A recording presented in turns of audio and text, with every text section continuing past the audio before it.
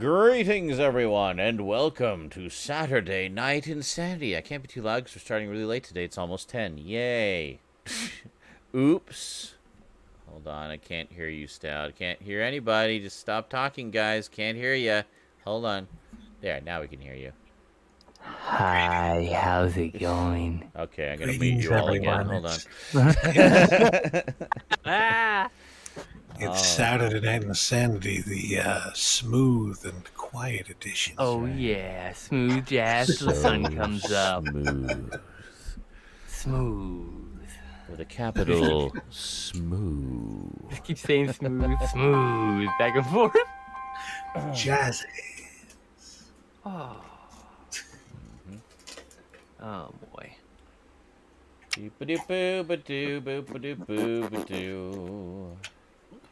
So, Saturday Night InSaNiTy. how was your week? I almost was good. How would you feel if I got a theme song commissioned? A silly theme song. A silly theme song. Okay. Yeah. I know a guy. He's made 10,000 songs. So. If you are so driven, then go for it. He made my Psychotronic Coast to Coast theme song. I support your creative endeavors. Because as creative individuals, we really need to be able to get that creative itch scratched, or else. Well, but if Sean's not going to use it or not interested in it, I won't commission it. It'd be a waste of money then. That's true. So, Sean, Why? That's up to you. That's why I asked. Would you be interested in a silly theme song being commissioned for the show? No, not really. I'm okay. Okay, there you go. fine. But I will for Couch Tomatoes. That's still going to happen. Hello, JL. Got to move out first. Got to get to the second phase of Couch Tomatoes. And we're doing like more in-depth reviews of specific films by like looking at it frame by or like scene by scene and talking about it as we go. Yes.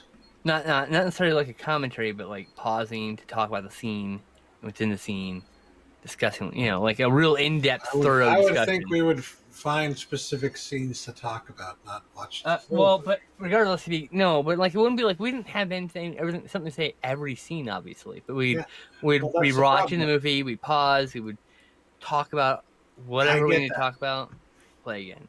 I'm just saying, like, I think having periods where you're not talking about anything is going to drive viewers away. Therefore, you want everything to be beep. Oh, this isn't going to be live at all. Well, we're going to be recording it live, but like it'll be like part of the live show type thing, like it's like my normal streaming. But it's not meant to be watched live. That would be the edited form one. Okay. That's where I'd want to make more podcasts. That's phase 2. I like it. That's the way. I like it. I like it. That's why I more thoroughly explained it. That's how it works. I've been listening to a lot of 90s music this week, and I have also been working a lot this week. Yay! Money! Excellent. Right for the Vinegar Syndrome sale. Money! Vinegar Syndrome sale's coming up I'm aware. another week or so. You're kidding. I had no idea. Vinegar Syndrome sale? What? They don't let me forget. They send me a fucking email every week. They sent me an email, too. It's like, Yep. I know! Good I morning, just Duncan. skimmed through it to see if there's any hints about the reveals, and nothing I could figure out. So, funny enough, Duncan, we just fucking started, so you actually are here on time for the show. Yes. For once. Yeah, of course. I can never really take advantage of those sales because after all it's said and done, it really doesn't save me any money. So. Yeah, that's true. Shipping to Canada. They say they're working on that, but they can't do anything at this time. Because of economic conditions currently. I know. They want to. Oh well, They have a Canadian distributor. They're a company that does like a different kind of sale at a different time, I think. But I'll have to figure it out when it is and give you a heads up so you can at least know what to look for, even if it's like not feasible at the time I tell you. I am fine, 007. Just dealing with stuff that but it's all fine.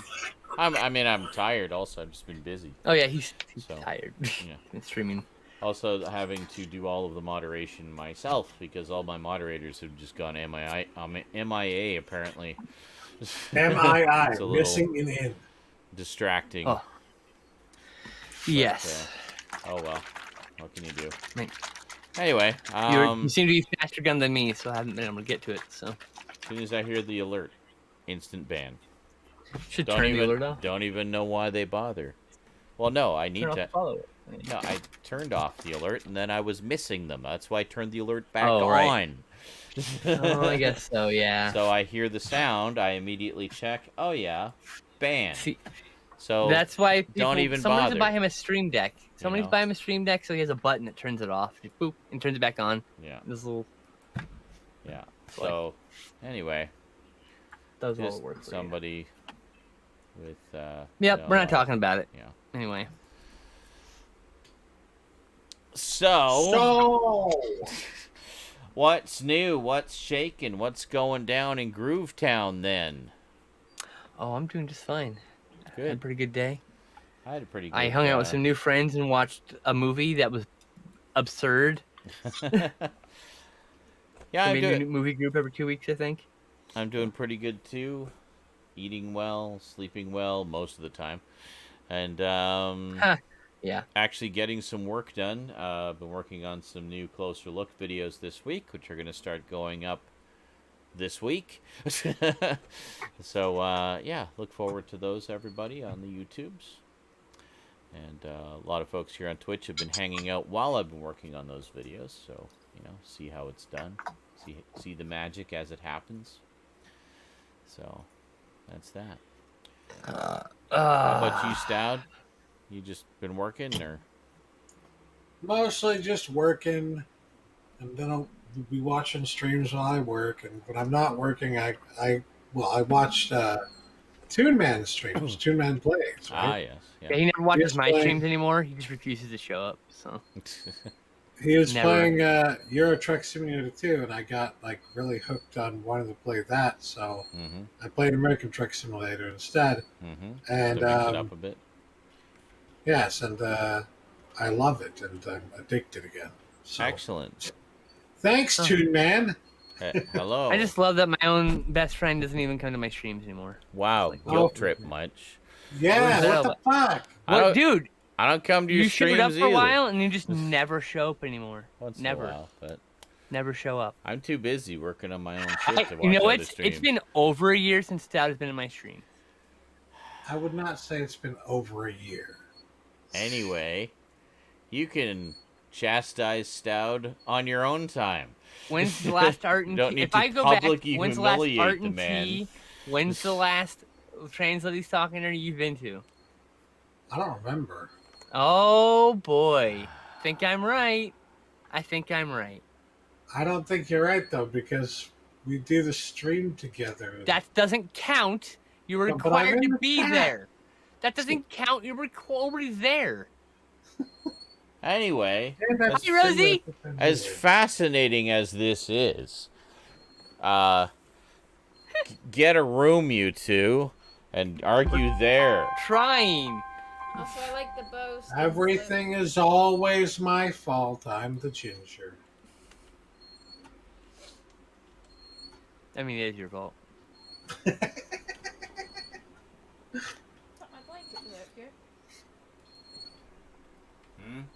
Thought my blanket was out here. Yeah. Hey. No. I don't know. Maybe. Might be. Could be. It's not. Okay. Well, go find it and stop hovering around me. We literally just started the show here. Hover more. Good night. All right. Good night. You gonna have a shower? Shortly, yes. All right. A short one. Mm-hmm. Jeez, poor Rosie. Excellent. Sorry, just a little distracted here.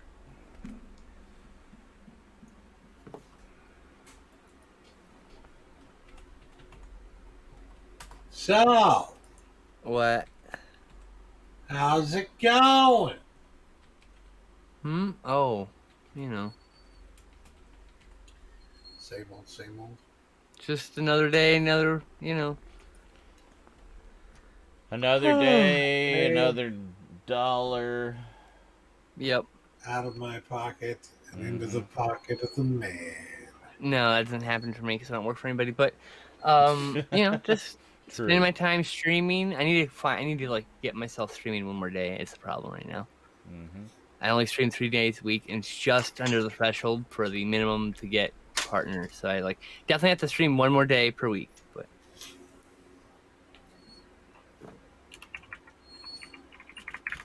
Yeah.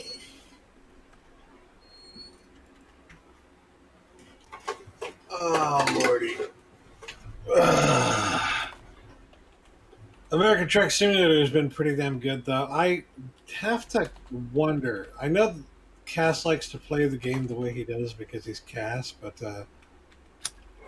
I never seem to have as much trouble driving as he does, and I'm not a good driver in real life. So. Are you doing 137 miles down the road? Because that's what Cass was doing the other day.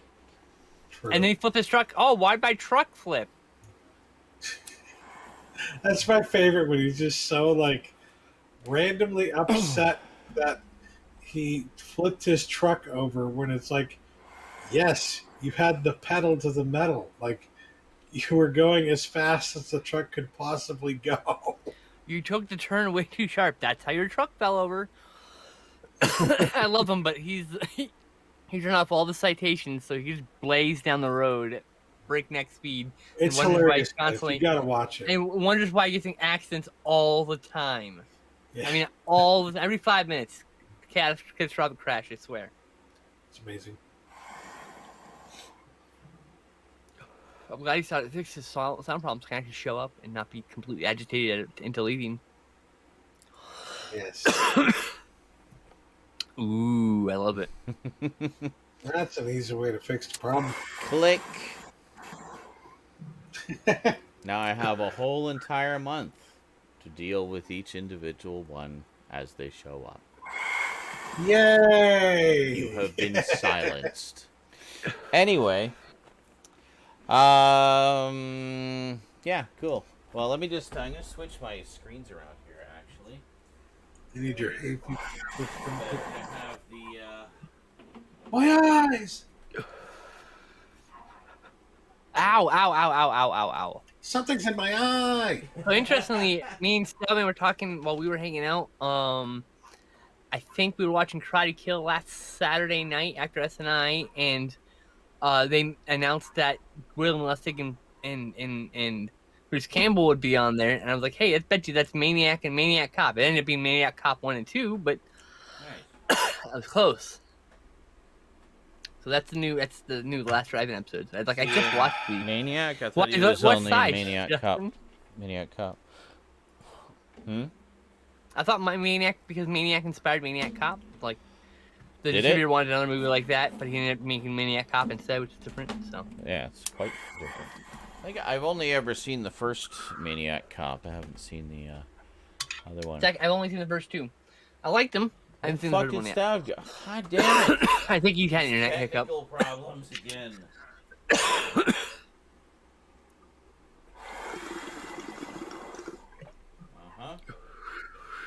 Yeah, he just had a What's funny is we did a pre-show, so we were hoping to be over all of these technical problems by the time we started. But of course, welcome to SNI. So, anyway. Actually, we can probably reduce this a little bit because I think some of our newer followers haven't been following for a month yet. So, we'll make it, we'll just make it a day. That's fine. There we go. All right. Sorry if that accidentally silenced some of you good people who were here. You should be able to chat again. I'm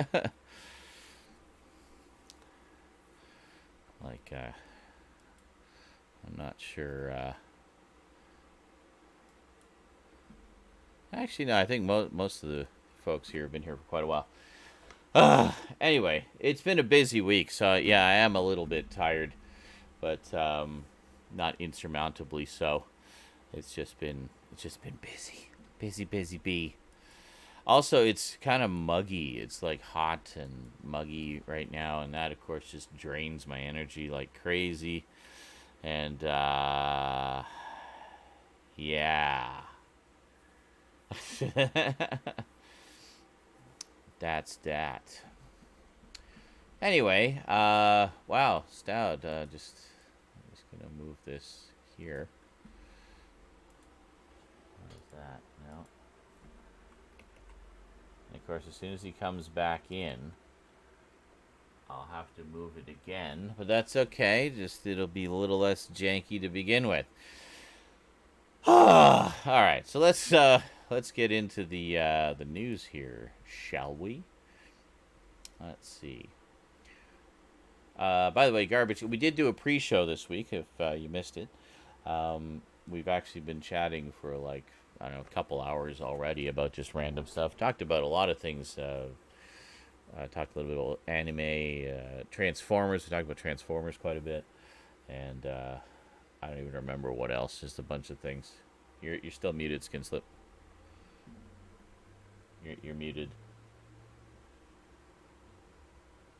What? Maybe it's on my end? Hold on. La la la la. What the fuck oh, you know, it might be because I switched the HDMI cables. Hold on a second. Hold on a second. The fuck is going on here? Everything is correct. Why am I now hearing nothing? Like, what? Hold on. How about over here? Oh, wait a minute. Over here, maybe? Yeah, there it is. Hold on. Hey. There. Butthole. Okay. I got it. I was going to say, if you go to theater view and you look at the fucking, like, the tiles on the top and you hover over them, it'll show, like, sometimes at least, it'll show the little, the audio thing. Mm-hmm. And for some reason, it just decided to mute you on my end. So I unmuted you with that. But yeah, no, it was, you should have just sat still, Stoud. I said I was switching my monitors, so that involves swapping the HDMI. No, it muted me for him too, oddly enough, at the same moment. Let me explain. It involves swapping the HDMI cables. When I plug the HDMI cable, it tries to switch the audio to the HDMI. Mm-hmm. So I hadn't caught that. I had to switch it back. So that's what happened. Did you think that I left? I couldn't hear you either. So something else happened for him. Did you think that I left because I couldn't hear you guys? Is that what you thought? Is that what you just said? Your internet hicked up. No. Oh. Yeah, my internet just went fuck all. Well, when I was talking just now, he said I muted at the same time as you had me muted because of your switch. Coincidentally. Yeah. And when I came back, there was audio issues. Okay. Let me just... So glad we cleared all that up. Anyway, news. I would just like to thank my family for using all the bandwidth and fucking everything up. They all need to go to bed now. So don't you people sleep? Trailers. We got the official trailer. Thanks to our New York news hound, by the way, Raptor Rivera, for pulling all of this together for us. You are doing God's work, sir. Indispensable. Yeah. True. Literally. Mm-hmm.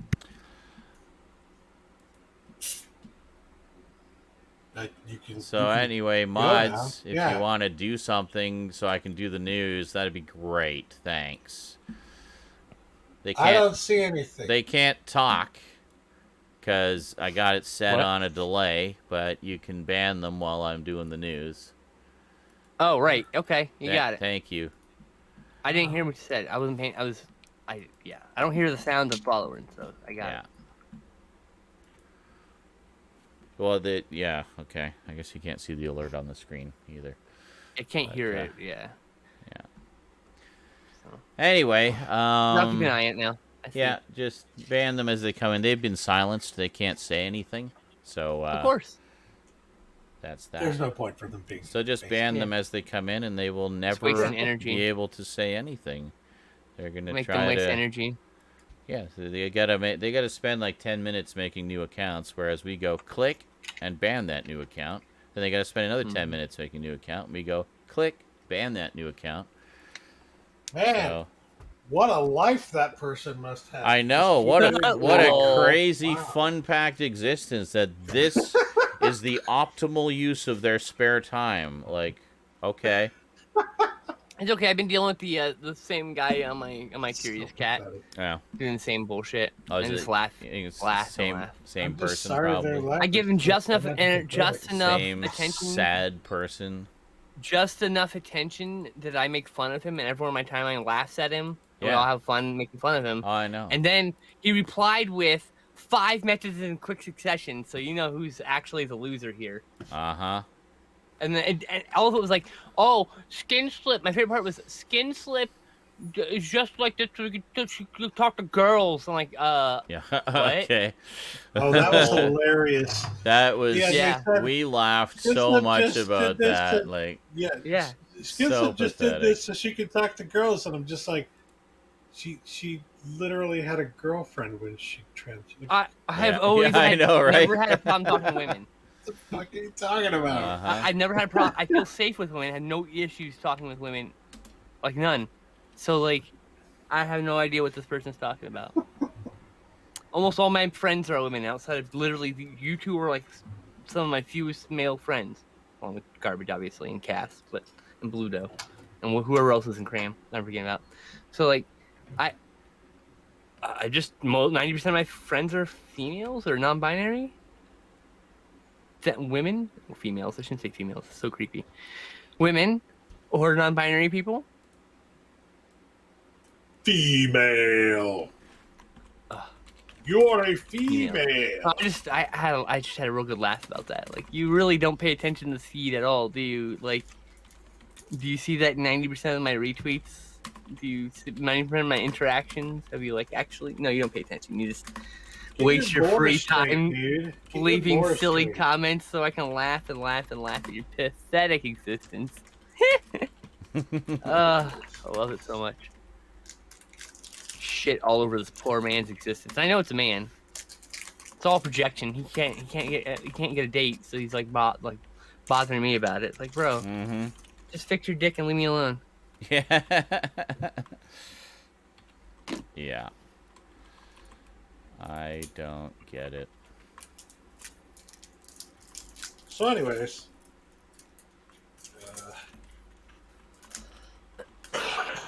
Do do do do do do do Oh. do do do. I forgot to check what's free Hold on on a Epic second this here. week. Oh shit! Thank you. I probably could have done that too. They haven't had really great stuff lately, but you never know. I just take the free game anyway, because you never know. Like suddenly you go, you know, I want to play that. Hey, I have that. What? Oh, NBA 2K1. Really? Oh, that's not. I mean, in terms of value, that's not bad. I just had no interest. That's cool. Glad someone's having fun with that. It's not for me. Some water. I had tons. Okay. All right. Good night, sweetie. Yeah, a free simulation game. Yeah, like I get it. Some people like those games because they're simulations, right? Like you get it. Yeah. It's all good. Makes total sense to me.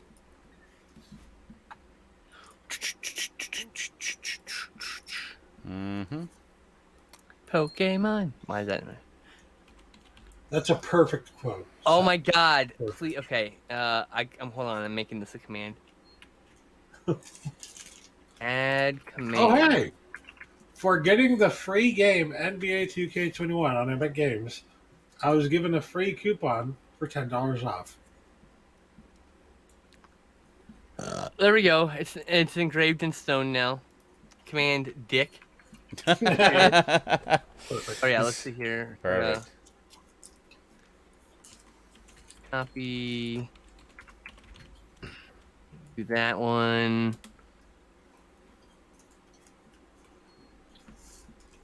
Oh my god, activity feed. Can you let me scroll through you? Thank you.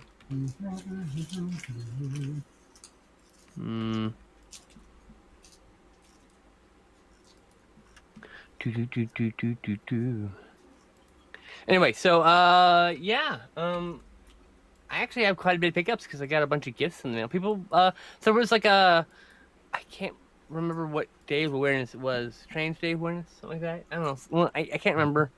I'm a terrible gay. Terrible game.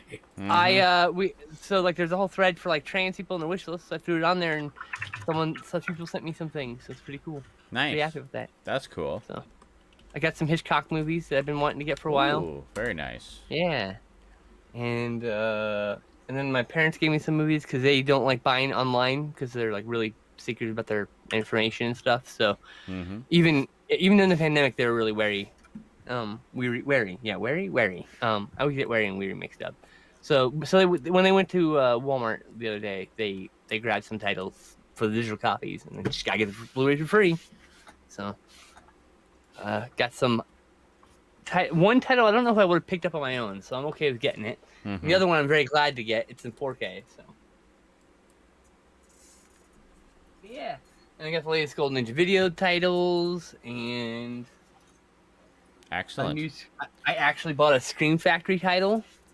I actually have a couple of pickups this week as well. Some nice stuff that one that I've been waiting for literally like 6 years, and then another that.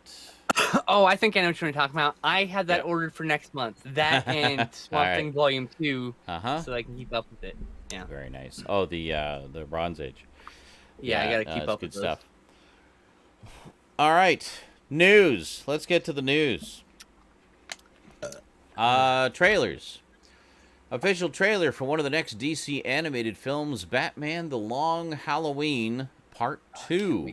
Which I find odd that they released the trailer for Part 2 already, and Part 1 doesn't even come out until next month. But okay. Right? Yeah.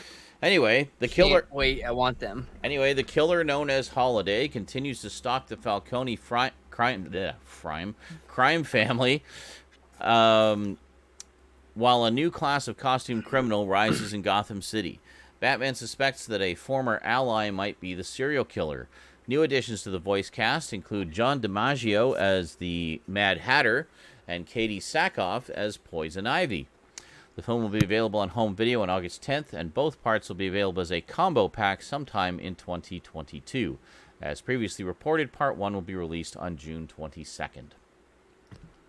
I'll probably wait till Part 2 comes out and then buy them both. I already have Part 1 pre-ordered. I'm not waiting on that one. I know you are. I don't really care with the slipcovers. You're really into getting those. So. Well, that and also I just don't want to wait to watch it. I don't care if it's on a cliffhanger. I just want to see it. Fair enough. Official trailer for the newest G.I. Joe film, Snake Eyes, G.I. Joe Origins. A lone fighter is welcomed into and trained by an ancient Japanese ninja clan called the Arashikage, but finds his loyalties being tested when secrets from his past are revealed as he eventually goes on the path to become the hero known as Snake Eyes. Starring Henry Golding of Crazy Rich Asians fame as the title character. Directed by Robert Schwentke, who previously directed 2005's Flight Plan and 2010's Red. The film will not be connected to any previous G.I. Joe film and acts as a reboot of the franchise. And Snake Eyes talks in this because before he loses his voice. So yes, I imagine there'll be a plot point where he loses his voice. Well, we'll find out. He'd probably be disfigured, lose his voice, and stuff like that. So we'll figure. Like Storm Shadow or we'll something. See what all that happens. Because it looks like so. I watched the trailer like 5 times because I'm stoked for this movie, as you can imagine. I liked the last G.I. Joe movie, Retaliation. I thought it was decent. I still have to watch those. Haven't seen either of them. The first one is okay. The second one is pretty good, and I can't wait for this new one to reboot. And it looks intense. Nice. There's like a fight scene on top of moving cars, and there's motorcycle ninja action because ninjas and motorcycles have been tightly linked since 1985, and so it looks like Storm Shadow is an ally, and I'm guessing at some point he gets that scar in his face that he's known for. Probably blames Snake Eyes for it. Probably disfigure Snake Eyes in the future, either in this movie or in another, and that's like his revenge. I bet you that's. Well, I'm sure whatever happens will happen in this movie because it's got to end with him having the mask. It just has to. True. Yeah. He can still be talking, but I'm saying at some point I think that Storm Shadow takes his voice away. That's possibly, revenge. Yeah. Anyway, I'm excited. It all has Jinx and Scarlet and Baroness in it in the trailer, so. Nice. I have to watch that. I only saw the teaser that came out a while back, so. Very cool.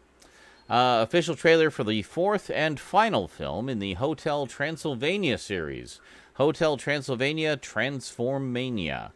Blasted by Van Helsing's monsterification ray, Johnny is turned into a monster in an effort to get closer to his father-in-law, Dracula. Unfortunately, the ray has the opposite effect on Drac and his pack.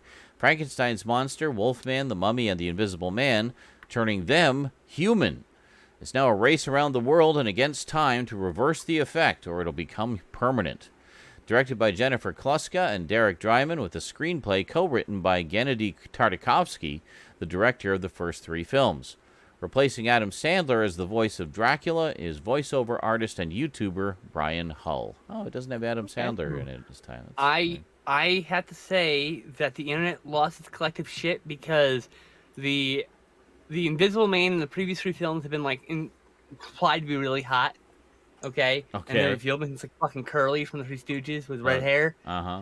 He looks non-standard and I think he's kind of cute looking. But everyone's like, he's so ugly. They did this wrong. I'm like, you guys are so fat phobic and gender phobic, and I hate all of you. He looks awesome. I love him. Yeah. I adore him.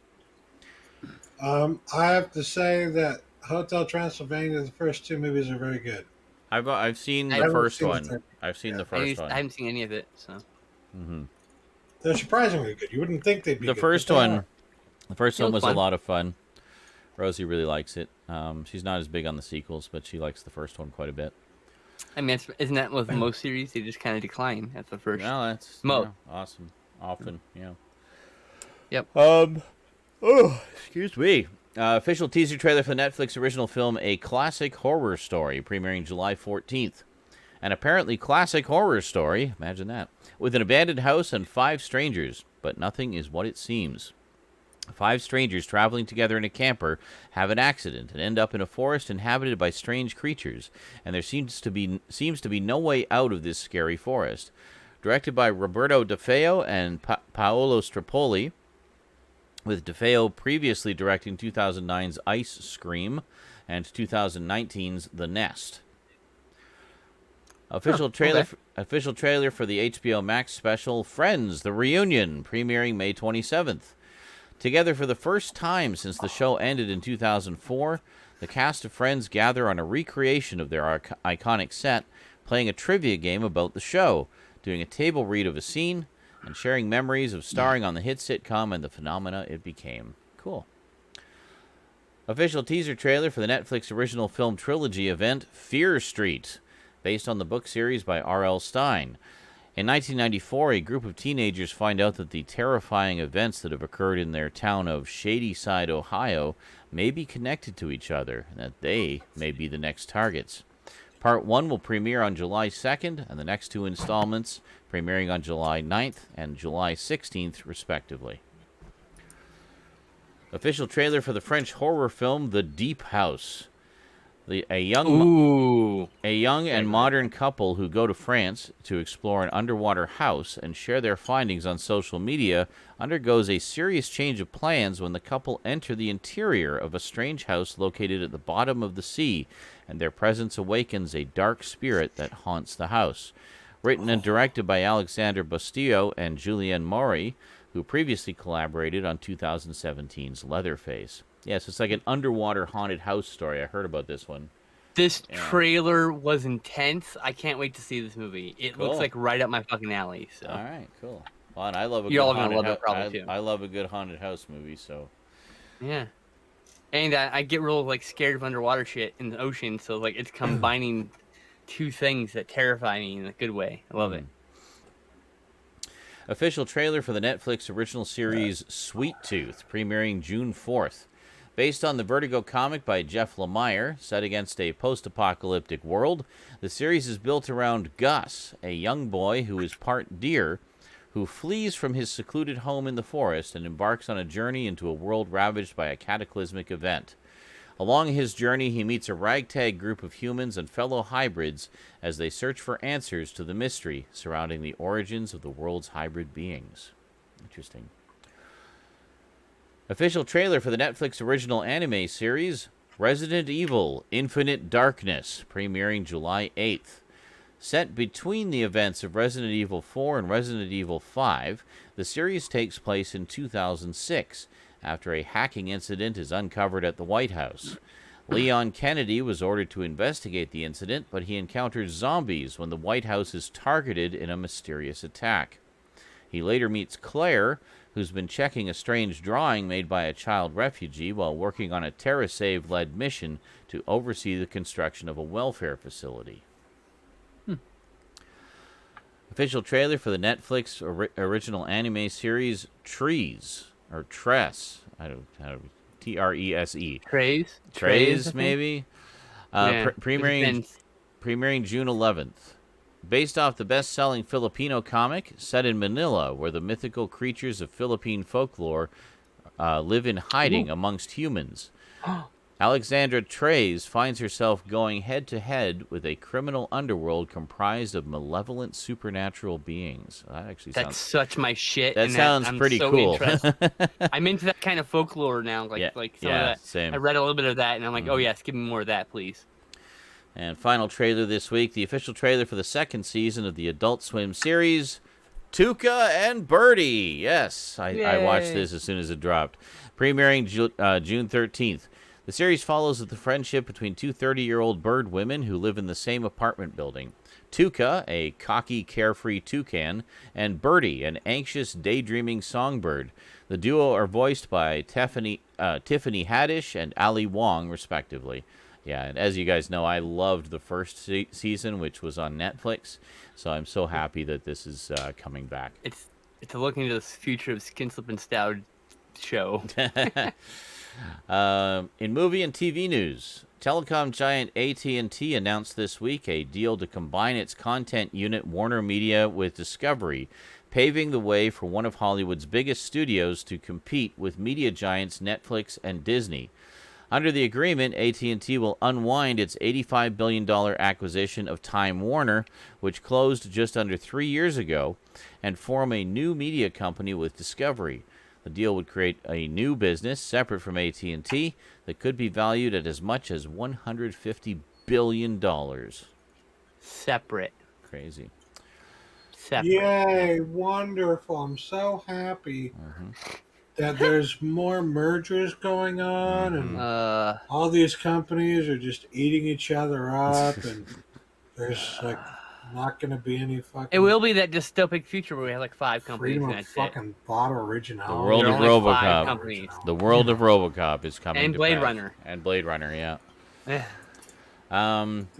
We live in our own dystopic future. Pretty much. Of course the internet died right there. Good timing. Wonderful. Uh-huh. Looks like you're contemplating the mysteries of the universe. Speaking of companies buying companies, Amazon is in talks to make a bid for MGM and its library for just under $10 billion. God damn it. With Amazon's recent acquisition of big picks like Paramount's Coming to America and the studio's Skydance co-productions The Tomorrow War and Tom Clancy's Without Remorse, many sources tell us that the e-commerce giant's absorption of the Lions studio won't derail the MGM theatrical releases already scheduled for this year. Interesting. 10 billion, not 1 billion, JL. Jesus Christ. What? 10 billion. JL's like 1 million. And like, no, 10 billion. Okay, Dr. Evil. A number of projects were made official by DC this week. A brand new Batman series is in development and will stream on HBO Max. Batman Caped Crusader will be a reimagining of the Batman mythology and will have J.J. Abrams, Matt Reeves, and Batman the Animated Series co-creator Bruce Timm on board as executive producers. No writers or voice actors have been announced at this time. Cool. Cool. Always down for more Batman. Oh yeah, especially animated series. Yeah. Superman will also be receiving the new series treatment on HBO Max. Titled My Adventures with Superman, the series follows Clark as he builds his secret Superman identity and embraces his role as the hero of Metropolis and perhaps the world. Lois, now growing into a star investigative journalist, takes aspiring photographer Jimmy Olsen under her wing. All the while, Clark and Lois are falling in love, sharing adventures, taking down bad guys, stumbling over secrets, and discovering what it means to be Superman and Lois Lane. Jack Quaid from Amazon's The Boys series will lend his voice to the Man of Steel. The series has already been issued a 2-season order, and both it and Batman Caped Crusader will broadcast on Cartoon Network as well. Okay. Dwayne "The Rock" Johnson will produce and star in the feature animated film DC League of Super Pets. He will be voicing Crypto the Superdog. Nice. Perfect. Johnson is currently shooting another DC film, Black Adam, with both films scheduled for a 2022 release. The Rock as Crypto. I'm so down for that. I was looking at Limber getting him as Black Adam, which is interesting casting. Mm-hmm. Oh, excuse me. I got to make some coffee. Jesus. Filmmaking duo Adil El Arbi and Bilal Fallah, who previously directed last year's hit Bad Boys for Life, have signed on to direct the upcoming Batgirl film. Christina Hodson, writer of Bumblebee and Birds of Prey, has penned the script, and the film is being planned for release straight to HBO Max. Cool.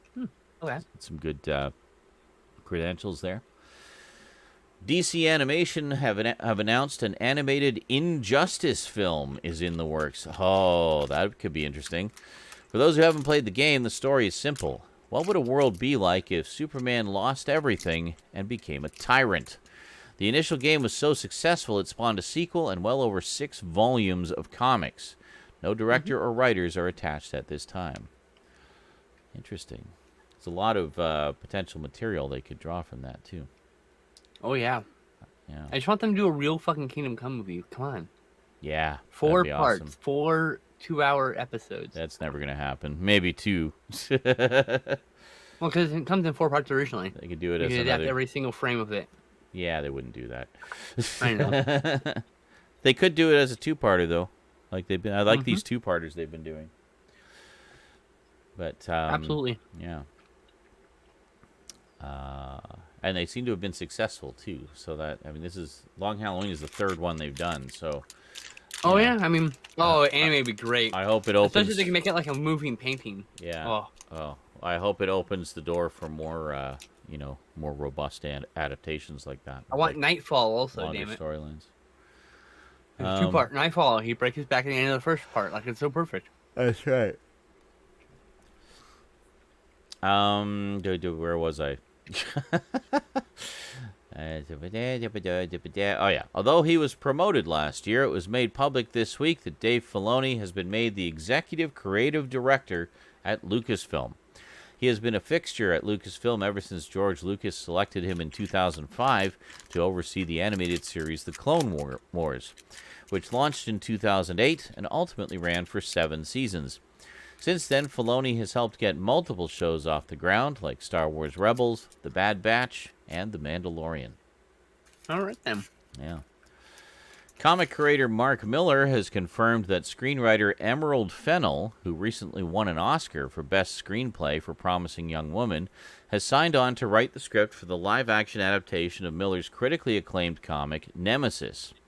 It follows Matt Anderson, an incredibly violent and dangerous vigilante who massacres people by the thousands in his pursuit of Chief Inspector Blake Morrow, whom he blames for the death of his father. Like Bruce Wayne, Matt is not a superpowered individual, but instead uses the billions of dollars inherited from his deceased parents to carry out his crimes. As previously reported, Fennell has also signed on to write the script for the upcoming Zatanna film. After a decade of waiting, a sequel to the 2011 cult hit Attack the Block has finally been confirmed. John Boyega will return to star as will filmmaker Joe Cornish. As will filmmaker Joe Cornish return to write and direct. Both are on board as producers as well. And what have we just lost Stout? Is this the Skinslip and Z show now? Sorry, cat.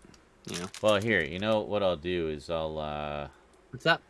I will go here, and I'm just going to put you full screen while we're waiting for Stab. Okay. Since it's just the 2 of us, so. He's having problems. I've seen him join twice now, so I think he's having some connection issues. Yeah, no, it's been really spotty tonight, so. Yeah. All right, that's fine. We'll make do. I'm sure he's very frustrated. And I feel bad, but... no doubt he is. I could feel his rage from here, which is why it prompted me to check the, maybe make a little adjustment to the display there. So, doop-a-doop-a-boo.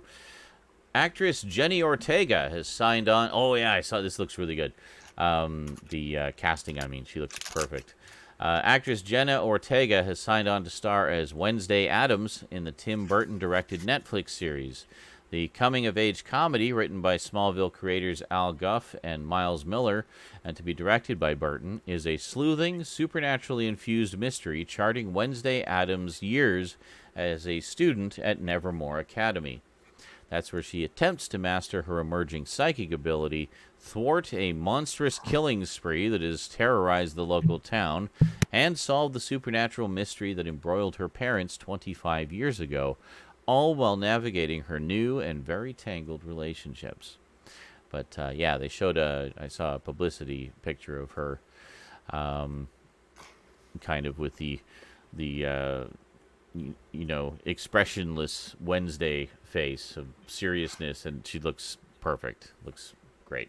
Really looking forward to that. So that joke series of Adult Wednesday Addams is finally becoming a real series. Kind of, except she's in a way college student, yeah. Yeah, it's close enough. And I think that was the whole point of that, too. Well, and there's been talk, there's been rumors that he's looking to get Christina Ricci to play Morticia.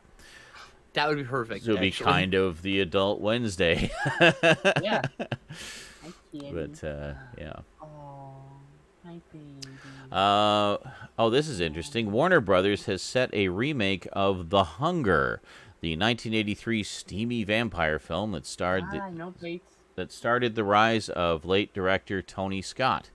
Angela Robinson is in final talks to direct. She previously helmed 2005's Herbie Fully Loaded and 2017's Professor Marston and the Wonder Women.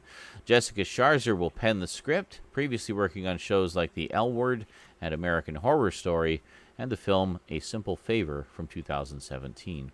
Yeah, the original version of The Hunger, of course, starred David Bowie and Susan Sarandon. Never seen it. Oh, I've actually never seen it. It's good. I've seen it a long time ago. I think Stoud picked it up for me in the Warner Archives sale because he knew it was what I wanted. I think mine is also in that box. Yeah, it could be. It was one of the ones I mentioned that I really wanted, and I'm pretty sure it was one of the ones I talked about, but I'm not sure. There was also an anthology horror series, which he's back. He's back. He's back. Oh my Holy fucking shit! God! The Welcome fucking back. internet issues tonight. I want to tear my goddamn hair out. We know. We can feel it from here. And then Cast, of course, when the internet finally came back, Cast, the program, just would not load. Excellent. I had that problem a couple weeks ago. I had to use the website version. Yep, that's where I am now. That's what I've been using for this whole time because the app one never works. It was only that 1 week, and then the following week it was fine. But remember when it had all those issues? So it's because I was using the app. As soon as I started using the web one, I had less problems. Who knows? I don't get it. It's Vice is nicked. It's just it's what it is. It's what it is. So since Stoud missed all that, I'll just start the news over. Okay, here we go. No. Yes, I was going to say there was also an anthology horror series called The Hunger, related in name only, which lasted... It didn't have David Bowie introducing the segments or whatever? Can I tell the full story and get to the thing I was leading up to? Oh my god, you're such a dramatic. No! It was like, I was leading up to it. But anyway, yes, season 2 of that was hosted by David Bowie. I was... Oh, okay. Well, I didn't know season 2. That was going to be a reveal in my little story, but anyway. All right. Well. So, moving on. Me just not sure if it's true or not. My brain, and then I asked a question, and suddenly I'm ruining it. I'm so sorry. You spoiled it, but whatever. I didn't mean to fucking spoil it. I know. Just let me finish, and then ask your question after, and might already answer what I'm saying. Well, impulsivity says now, so I know. It happened now. Great. Oops. Anyway, up-and-coming actress Amber Midthunder has been cast as the lead in the next Predator film. Midthunder has previously shown up in FX's Legion and Roswell, New Mexico on the CW. This new Predator film is set to follow a Comanche woman who goes against the gender norms and traditions of her tribe to become a warrior. As previously reported, 10 Cloverfield Lane director Dan Trachtenberg will helm the project. Cool. Screenwriter Lindsay Beer is set to make her directorial debut, writing and directing the sequel to the 2019 adaptation of Stephen King's Pet Sematary. Plot details are unknown at this time. The original story, which the 1989 and 2019 pick was also loosely based on with their own different twists, followed a family who, after tragedy strikes, a grieving father discovers an ancient burial ground behind his home with the power to raise the dead. Previously, Beer has worked on scripts for Chaos Walking and was a part of the writer's room for Transformers The Last Knight and Godzilla vs. Kong. The film will be a Paramount Plus exclusive. I hate that there are always like 5 writers on these movies. Can you just have some one person write a fucking movie? Jesus. I know, right? It sort of reeks of sitting in a room all brainstorming out a script with, instead of having any kind of real artistic vision. Yep. Exactly. Script by committee. That's exactly what it is. It's script by committee. Yeah. It's filmed by committee. The whole thing's filmed by committee. Yeah, I hate that Director shit. gets more say than a lot of people, or when the there's producers get the final say. Yeah, or when there's like 10 producers on something, like, you know it's going to be great when you see 10 pages of 14 producers. executive producers. You're like, fuck me. That was the one I like to bring up again and again as an example of that. Fear.com had like 12 producers, and we lost out again. Okay. Well, I need to see that still, actually. You haven't seen it? Really? I thought never. you had seen it. Oh. No, it's one of the ones I saw the other one. Yeah. I'm sure you will have very similar issues with it that I did. That's Steven Dorff, right? Yes. Yeah. I remember the trailer. And who the hell else is it? Someone else is in it who's really notable too. That I can't remember now. Stephen Rea, was it? I can't remember. Oh, fuck. No, look at me.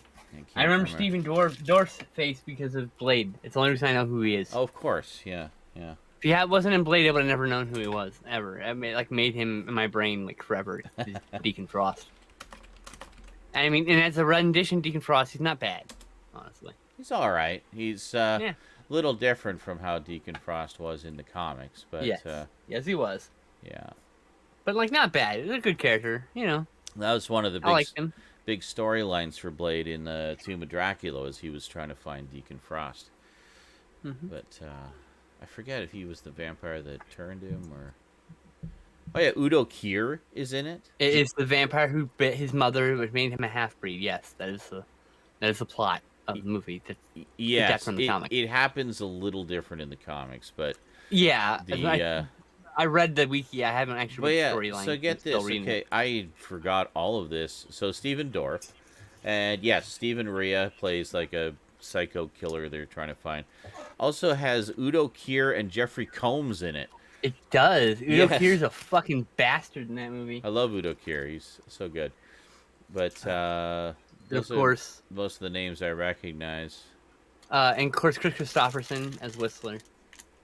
In Blade. I love him. In Blade. Sorry, yeah. Oh, and Nigel Terry. Nigel Terry, if this is the one I'm thinking of, was Merlin in Excalibur. Yeah, that is the same Nigel Terry. Holy shit. Wow. Well, they had some pretty terrific actors in this. Too bad they had 12 producers and a director that didn't know how to do horror.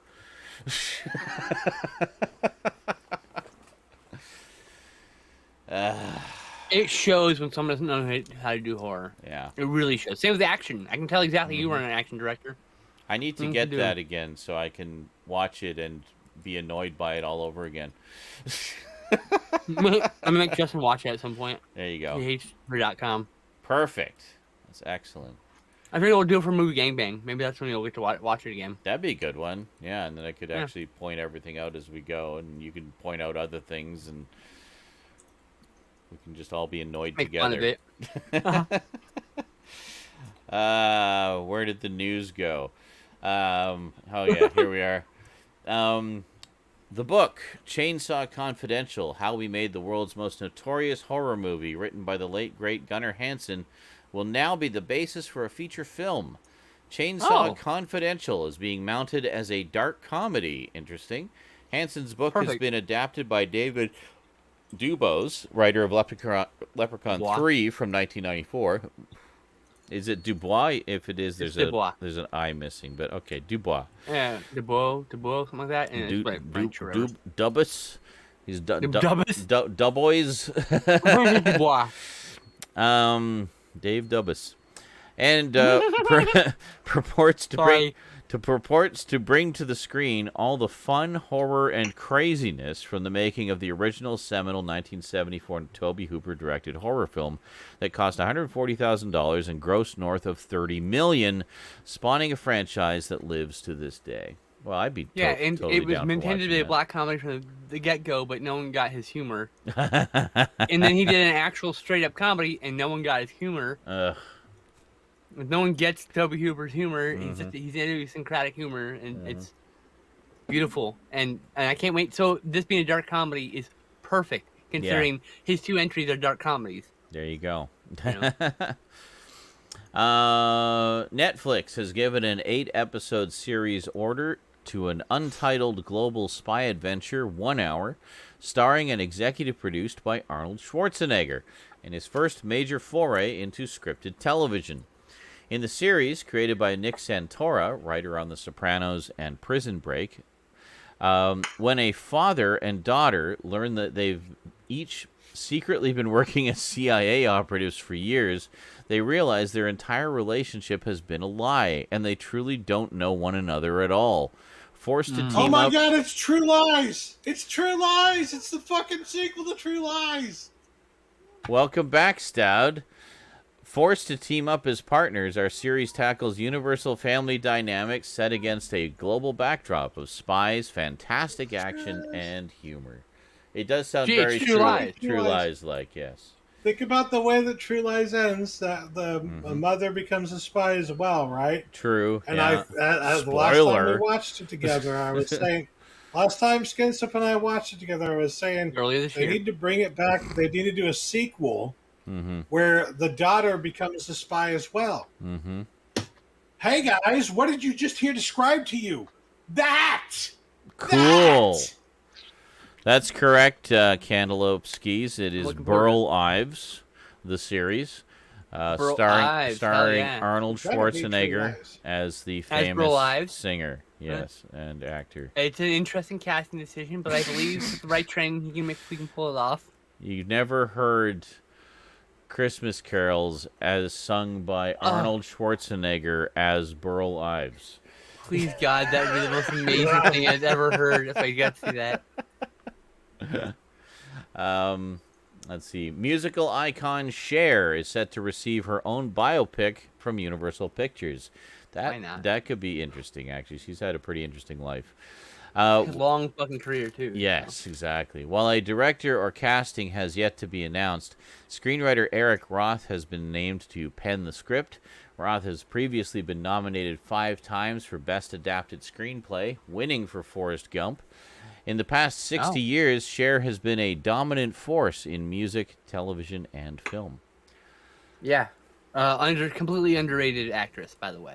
Mm-hmm. Completely underrated as an actress. Excellent. Moonstruck is like 5 stars. Oh, she's great. Yeah. I'm sure I've seen that too, but like when I was far too young to really appreciate. It's in the Criterion Collection, I think, now, right? It might be. Wouldn't surprise me. It should be. Fucking should be. Lauren Schuker-Blum and Rebecca Angelo, writers on Netflix's Orange is the New Black, has signed on to write MGM's adaptation of Ben Mesrich's The Anti-Social Network, which tells one of the biggest news stories of the year about a ragtag group of amateur investors, gamers, and internet trolls Oh, this. It brought Wall Street to its knees by buying share after share of GameStop. I remember this. Yeah. Wow, that didn't take long. That wasn't that long ago. Diamond hands. Mm-hmm. Hold. Sorry. Hold. I'm sorry. Yeah. I have to say things in quick spurts like that because my internet is such shit. Uh-huh. And yet you had a full formed thought right there. I know. Of course. Oh, that's nice. Only when he's prepared will it work. Will it not fail?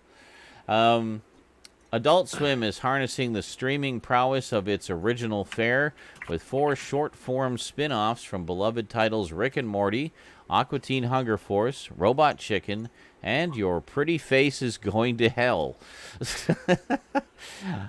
We're getting the Vindicators. Answer the Vindibeacon and join your old pals Supernova, Vance Maximus, Alan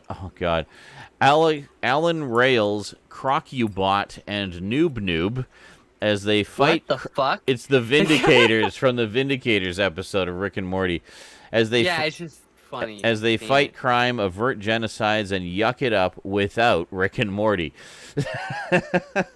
Yes, because every time they have Rick and Morty along on one of their adventures, it all goes horribly, horribly wrong. So, excellent. So we're actually getting their adventures without interference from Rick and Morty. It's like the most fucked up parody of the Avengers / Justice League. It's hilarious. I love it. Is there a guy with tank treads for legs? No, there is not. Oh, okay. But there was 1 million ants, which was a man made out of 1 million ants. Oh, so it's like Ant-Man, different. But he's literally made out of ants. Yeah. Ant-Man, quite literally. I took some damage, but it's okay. The queen is making more. Okay, I'm fine now. Oh my god. Let's see. Alabama Jackson, the stop-motion series. See, oh, is it? Yeah, Crocubot is like a cyborg crocodile. Oh, nice. Yeah. Ray! Sorry. What? Ray's here? What? Yeah. Where? All right. Oh, she is. Ray! Yeah. Yay! It's Ray! Is she, like, parked outside? I've been waiting for her to get back. She's been at her uncle's place today. But, all right. Excellent. Where were we here? Then Alabama Jackson, the stop-motion series, sees Scrubs' Donald Faison as Alabama Jackson, a smooth-talking time traveler who lands in exactly the wrong place at the wrong time every time. If he can survive the past long enough to get past to the present, he just might find something he wasn't looking for, himself. And we have Aqua Donk Side Pieces. What the fuck are these titles? Jesus. The series is the long-awaited continuation of the beloved Aqua Teen Hunger Force, where fans will be bestowed with the gift of learning what happens in the later lives of various side characters and villains, such as the Mooninites, the Plutonians, MCP Pants, and others. Yay, MCP Pants, my favorite. And finally, Your Pretty Face is Going to Hell, the animated series. Hell is eternal, and so is the beloved Emmy-nominated cult show Your Pretty Face is Going to Hell, as it returns for a 5th season, this time in animated internet shorts. Cruel boss Satan, bumbling demon Gary, and all your other favorites return in America's beloved workplace comedy set in hell. Oh, you know what? I've seen some of this. I remember this. Mm-hmm. Like, just a few... Pretty good show. Yeah, it was pretty funny. I saw, like, the first couple episodes of it. Yeah, same. Meanwhile, Disney has officially greenlit Hocus Pocus 2, with Bette Midler, Sarah Jessica Parker, and Kathy Najimy returning as the Sanderson sisters, respectively. That's kind of cool. The film will be a Disney totally Plus. Necessary. Yeah, the film will be a Disney Plus exclusive and be released in 2022.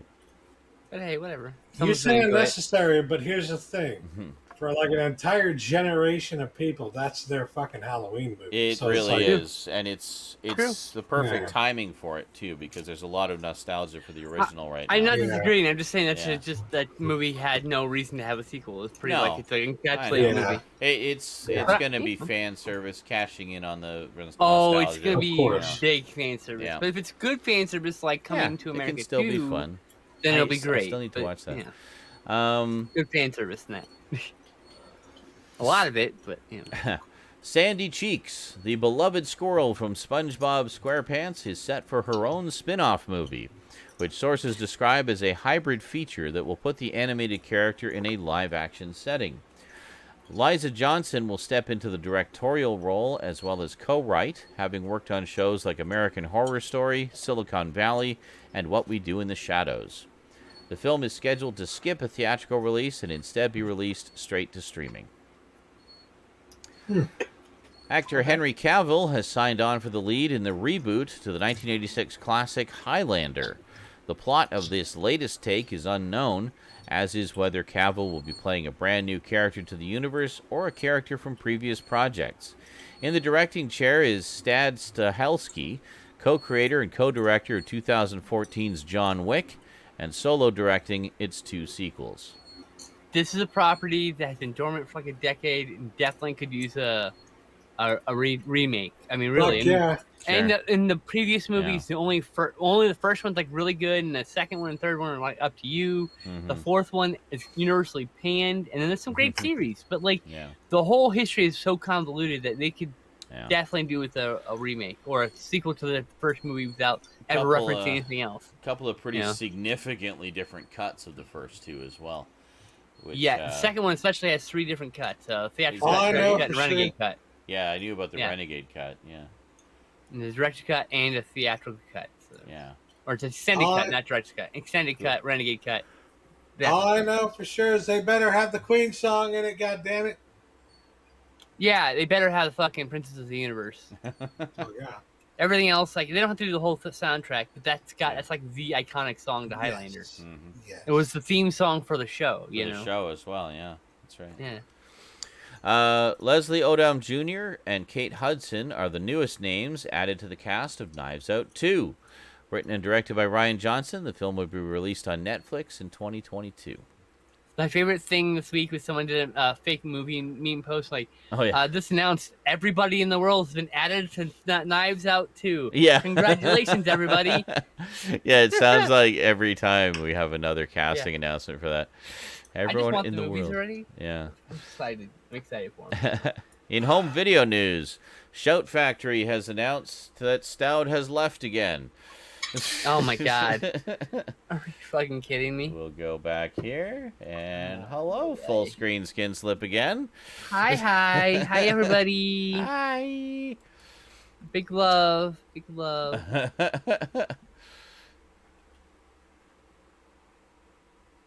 All right, Ray is on her way, apparently. All right, don't text and drive. Just, Please. Enjoy the show. We'll see you when you get here. And be safe, yes. Okay. Let's see. She doesn't do that. She only does that when she stops. But and he's back, maybe? I hate everything about my life. There we are. Everything That's sucks. not true. You just And hate it's everything awful. like your I love having to constantly readjust the layout every 30 seconds. It's the best. More, please. Please hurt me more, Daddy. Jesus. So Shout Factory has announced that Stout has returned. No. Shout Factory has announced a 4K edition of Transformers the Movie from 1986. The film will come in both standard and steelbook editions, and I, being a complete whore for that movie, will definitely be double dipping on that. And getting, Ditto, except and it's getting like quadruple, both septuple editions. dipping at this point. Yeah. I've gotten 2 different DVD editions, a Blu-ray. Now I'm getting the steelbook for this. Got even more than that. I might still have a VHS edition kicking around here somewhere. Yeah, I don't have VHS anymore, but I did buy 2 different VHSs back in the day. And before that, it was out of print on VHS for a while, so I actually bought a bootleg before it was ever back in print. And then later found the old version, and then I had the new printing. I think I had like 3 different VHS editions, but the other reason I was talking about this earlier during the pre-show. The other reason is I like to support releases like that of animated films, like older animated films, in the hopes that we'll see more older animated stuff get the Blu-ray and or 4K treatment. So it's just my part as a fan helping to support. Where's Star Chaser Blu-ray? Have you done all the other 3D movies? Well, there is a Star Chaser Blu-ray, but it's not 3D. So Kino's doing all the other Blu-ray 3Ds, and we're just waiting for them to announce that one. Yeah, it would be nice. But yeah, so it's basically just my way as a fan to support those releases and help to encourage the studios to do more of them. So that's the one that I've chosen that I will support all the releases of. Paramount will be re-releasing the Cameron Crowe-directed Almost Famous. Oh, also, because it's a movie I know I will rewatch a million more times before I die, so why not rewatch it in the best available quality, right? Exactly. Yeah. So Paramount will be re-releasing the Cameron Crowe-directed Almost Famous, and it will also be getting a 4K Steelbook variant, unless it's first outing on Blu-ray. This new edition, unlike its first outing on Blu-ray, this new edition will include both cuts of the film. Very nice. I've only seen the extended cut of that, and it was excellent. 88 Films will be releasing a new hardbox special edition of 1991's Ricky-O, the story of Ricky. Very cool. So the elements from this previously have been like horrible. So finally, apparently, they have like at least the unedited footage. If it in some way they're gonna make either a hybrid cut or they found actual print of it somewhere. Yeah. So because they said it's gonna be the unrated release. So finally, because only the edited cuts have been released so far, and in terrible condition too. Yeah, on Blu-ray. I'm excited for this. So.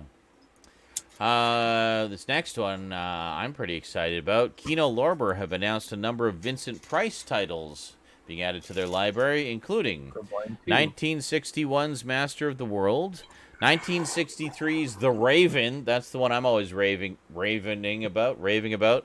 And missed. It was in Vincent Price collection too, and I missed it. So, aren't all those titles from Volume 2? What? Aren't all those titles from Volume 2? No. I'll get to that in a sec. So 1963 is The Raven, 1964 is The Comedy of Terrors, and 1964 is The Last Man on Earth. So those last 3 are from Volume 2. So that's 3 of the 5 movies in Volume 2 that are getting re-releases through Kino. And then, or 3 of the 6.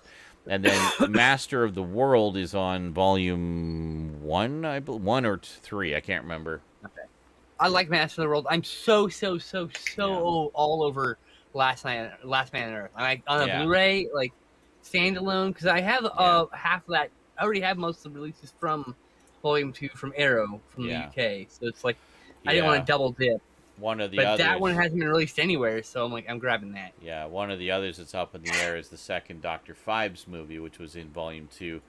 I'm hoping maybe Kino will get those and do like a double feature or something, but well, most of the time they don't even do double features for those. They did the only thing or even if I've they seen just double features for. Do the 2. They did a few double features for like TV movies with sequels. Yeah, there's a couple of those. There's a few double features of like some canon films. Yeah, but they don't do them very often. But the last couple of things they've done like both of them at the same time with slipcovers and stuff. Yeah, like with the Night Stalker, Night Strangler. I was gonna say yeah. Just released them. So I expect it's gonna be that, and they'll probably do slipcovers for those too. Yeah, it's kind of a. Fine. These ones also should mention all have slipcovers. So if you want the slipcovers, get your pre-orders in now. So some of those I'm getting. Like I think I'm gonna probably pre-order Last Man on Earth. And don't forget, I do have an Amazon link. So thanks for the support, guys. Otherwise. Yeah, It helps to support the stream when you use my Amazon links, and it doesn't cost you anything else. anything more than what you would normally pay anyway. So it's literally no extra money out of your pocket. I just get a little kickback for that, for your patronage. In streaming news, the following were released on their respective streaming services this week. Army of the Dead, Zack Snyder's return to the zombie genre, hit Netflix, starring Dave Bautista. People complaining that's too long, motherfuckers. Whatever, it's on Netflix. Pause it. Yeah. Watch the rest later. It's not difficult. It's just those people who think that all movies should be 90 minutes. Those weirdos. Those people are idiots. Those fucking weirdos. A movie should be exactly as long as it needs to be to tell the story it's trying yes, to the tell. Thunderbirds movies was the other one. Yeah. So. You're right, Callum. There are a few others, like I said, there are a few other double features, but it's not common, Yeah. I mean, it's possible to do a double feature. It's vibes. You never know. Yeah. You never know. I mean, you never know.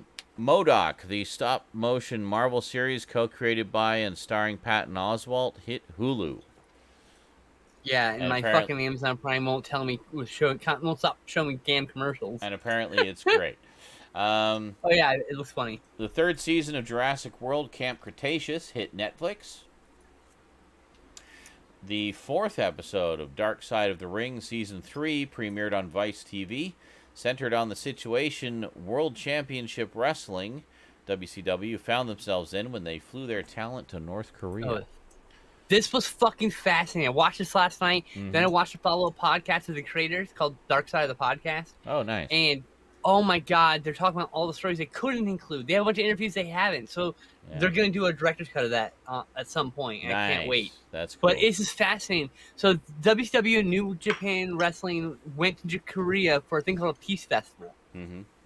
And the wrestlers are wrestlers, and they're just giant children. So they kept getting in trouble. One guy was getting a fight with another guy so badly that the one guy was fashioning a shiv out of chopsticks, to fucking murder him in North Korea. Why would you commit murder in North Korea of all places? Yeah. Anyway, but that's a fucking. Even if you don't like wrestling, it's a fascinating true crime documentary. Basically, so good. That series is so fucking good. You don't even have to appreciate wrestling because it's just really interesting stories about interesting people. There's more than just what happens in the ring, It's all the aspects of it. Cool. Anyway, sorry. Gosh, about that show. It's good. Yeah, no, it sounds interesting. The second season of Love, Death, and Robots hit Netflix, which people tell me is a bit like heavy metal. It's like an anthology, sci-fi, fantasy type show. So I think I'll be checking that out because it's supposed to be really good. And finally, the fifth of the WWE biographies premiered on A&E, centered on two-time Hall of Famer, the Heartbreak Kid, Shawn Michaels. I haven't seen any of those. What half of DX? What's on the screen No, this not week, half. Eric? It's 5 people. What's on the screen this week, Eric? Tell me it's more Splatterhouse and tiny arcade machines. I can't remember what it was. It was some Capcom game, I think. Well, it was a whole bunch of games, actually. He was playing a bunch of light gun games and stuff. Yeah. And then he settled on something else. I don't know. It's in the pre-show. He was in the pre-show. So next week, you got to say, please tell me it's more light gun games like Duck Hunt and Duck Hunt. And Duck Hunt. So, yeah, there wasn't a lot of video game news. Mega Man, Wily Wars dropped, Castlevania dropped, all limited edition those limited run games. Yeah. Where the limited edition's literally however many you order within the window. That's my favorite kind of limited editions. It's a time limited as opposed to pieces limited. I would way prefer a time limited one where it's open for 6 months for pre-orders. Yeah. At the end of the pre-order, we'll start fulfilling as many orders as we get. And then the rest we'll make no more. But that's what I think all limited editions be. And then everyone who wants one has time to get one. Everyone's happy and everyone still has a limited thing. Anyway, that's all I know for sure that came out this week. So, sorry, that's it. All I got for game news. Cool. And a lot of people are playing Resident Evil Village, except me, because I don't have it yet. And I guess they introduced Bunny Boys into Final Fantasy VII and the internet, or Final Fantasy 14, whatever the current MMO one is. And the internet lost collective gay shit. It was great. Everyone's like, I would die for them. And they're like, there's just a million pieces of art in minutes. It was art. It's wild. So, thankfully, not a ton of obits this week. Only looks like 5. but definitely some big ones. We lost Paul Mooney this week, comedian, writer, social critic, and actor with an over 55-year career between 1965 and 2021. Best known as a writer for comedian Richard Pryor and for his collaborations with Red Fox, Eddie Murphy, and Dave Chappelle. Mooney is also known for his acting, playing singer Sam Cooke in the Buddy Holly story from 1978, Junebug in Spike Lee's satirical film satirical film 2000's Bamboozled, and as Negro Damas on Chappelle's Show. He's also known for his writing for Sanford and Son, In Living Color, and Chappelle's Show. Paul was 79, sadly passing due to complications from a heart attack. Man, Chappelle Show. God, what a all-timer. Anyway. Also lost Rene Cardona III, Mexican filmmaker, writer, and actor with a 5-decade-long career between 1968 and 2018. Cardona III contributed to Mexican cinema with cult films that are often referenced in the present tense. Among the most outstanding works are horrors such as 1993's Fangs the Werewolf, 1998's The Raven, 1991's Scream of Terror, and many others. But he was best remembered for Vacations of Terror from 1989. He is the son of all-time Hall of Famer director Rene Cardona Jr., who Vinegar Syndrome's released a box set from. He was working with them on restorations when this happened. So. Oh, that's crazy. Yeah, it's unfortunate. We also lost Rennie Stennett, Panamanian professional baseball second baseman, who played in Major League Baseball for the Pittsburgh Pirates from 1971 to 79 and San Francisco Giants from 1980 to 1981. He batted and threw right-handed. A World Series champion with the Pirates in 1979, Stennett is one of 2 players to collect 7 hits in a 9-inning game, which he did in a 22-0 victory over the Chicago Cubs in 1975. Stennett was also a member of the first all-black and Latino starting lineup in big league history. Nice. I will say this. 7 hits in one game, a 9-inning game, is very difficult. Very Typically, it's like you're lucky to get 4 in. 4 per game is the standard usual, right? Mm-hmm. You might get 5 sometimes. If it runs, if you get enough people fucking hitting balls out of the park, then you'll get 6 per game. 6 chances to hit the ball. To get 7 chances to hit the ball in a 9-inning game is practically unheard of. So it's pretty cool that he not only got the chance, but then did it. Got 7 hits. Crazy. Very cool. It's pretty uncommon for that kind of thing to happen. Yeah. Spaceball, we count everything, okay? Yeah. It's true. It's a game of statistics. It's literally a game of statistics. No. So this was a pretty big blow to anime and manga fans. We lost Kentaro Miura this week, Japanese manga artist with a 36-year career between 1985 and 2021. He was best known for his acclaimed dark fantasy manga Berserk, which began serialization in 1989 and continued until his death. As of 2021, Berserk had more than 50 million copies in circulation, making it one of the best-selling manga series of all time. In 2002, Miura received the Tezuka Osamu Cultural Prize. Manga artists, including Blue Exorcist author Kazue Kato and Attack on Titan author Hajime Isayama, have cited Miura and Berserk as influences. Sadly, Kentaro was only 54. And last but most certainly not least, we lost quite a heavy hitter in the world of comedy acting. We lost Charles Grodin this week. Actor, comedian, author, and television talk show host with an over 6-decade-long career between 1954 and 2017. Grodin began his acting career in the 1960s, appearing in TV serials, including The Virginian. After a small part in Rosemary's Baby in 1968, he played the lead in Elaine May's The Heartbreak Kid from 1972 and supporting roles in Mike Nichols' Catch-22 from 1970 and Warren Beatty's Heaven Can Wait from 1978. Grodin co-starred in the action comedy Midnight Run from 1988 and in the 1992 family film Beethoven. Grodin won several awards, including the Primetime Emmy Award for Outstanding Writing for a Variety Special in 1978 for the Paul Simon Special. He was also nominated for his performances in the aforementioned Heartbreak Kid and Midnight Run. Charles made it to the age of 86, sadly passing due to cancer. And as we always say when we hear that, fuck cancer. Fuck cancer. Yeah. I'll tell you what, I am going to miss Charles Grodin. He did it. To be fair, he did live to be 85. That's a pretty long life. I'm 86. glad to hear it. 86, actually. Yes.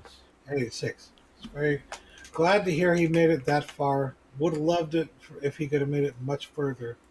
But, you know, a lot of those 90s kids are going to remember him most for, like, as the dad from Beethoven, right? Yeah, right. Yeah. That's the one everyone was talking about on Twitter, and I was just like, I feel so fucking old. I know. The one but he was actually, such an amazing actor, like throughout his career, and he will be sorely missed. So the one I remember most from was Midnight Run, which was hilarious. It's him and Robert De Niro, and it's just really. I don't remember a lot about the particulars of the movie. I just remember it being very funny, and he was one of the main characters in it.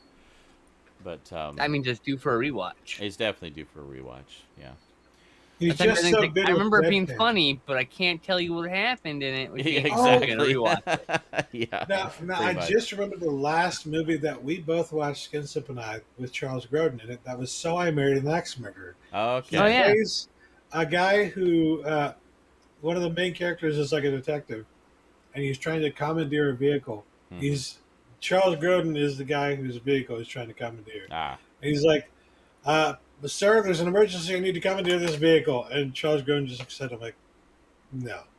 That's right. That's not He's the king of deadpan. He's so fucking good. Like, that's not a thing or whatever. Yeah. Please, may I commandeer this vehicle? No. There was a pause as he looked ahead for a second. No. No. Like he's thinking about it. No. That's great. All right. Well, I'm going to take a short break just before we get into pickups and movies. I actually have some pickups. Like a good idea. Yeah.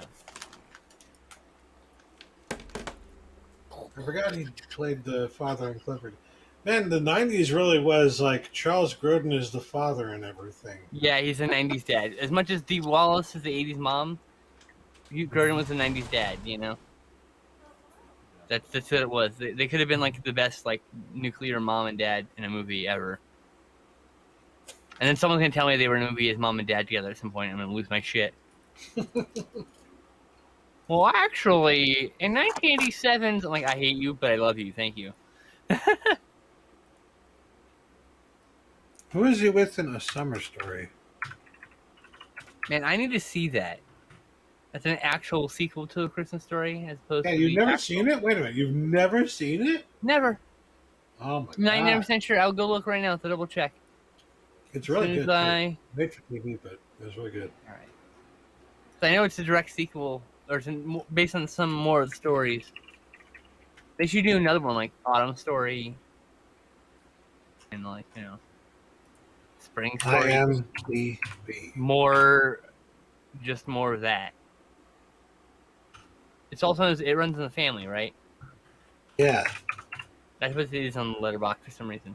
Oh yeah, Bob Clark. Yeah. Charles Grodin. I have in fact never seen this, so. It's really fucking good. It's got middling reviews here. I don't know. Hey, it's got a nice Blu-ray from, I think, Olive? Yeah, Olive Films. Blu-ray.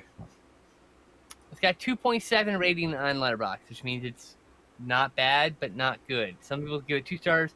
Some people give it 4 stars. Everybody who doesn't like this movie. It's amazing. Some people give 4 stars. Some people give 2 stars. That's a very wide, gamut. In fact, that's the most highest ratings.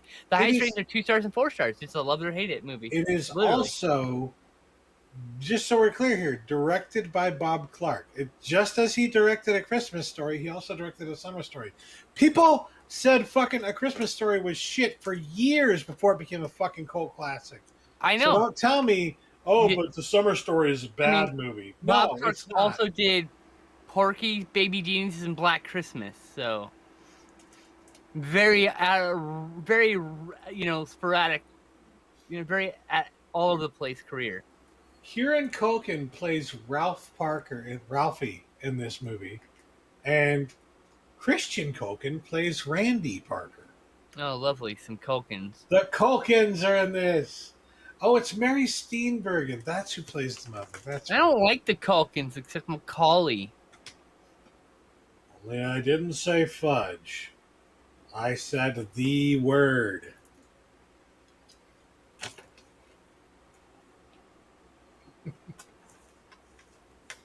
Oh dear God! Bob Clark did a movie called Blonde and Blonder. He did a lot of fucking Pamela movies. Anderson. What the fuck?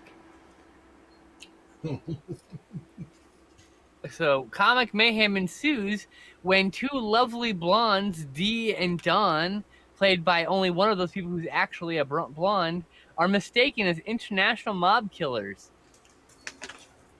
1.8 average rating. Blonde and blonder in this economy? Well, that's a review. Okay. So here's a review. It's a 1-star review. There's a scene where Pamela Anderson sneaks her pet turtle into a hotel by strapping it on her back and pretending it's a book bag. Only problem is the turtle keeps farting and everyone thinks it's her. A+ writing IMO. Oh my goodness. Never mind. I take it back. This is art. I'm adding it to my wish watch list. I'm going to make Stout watch this with me. God.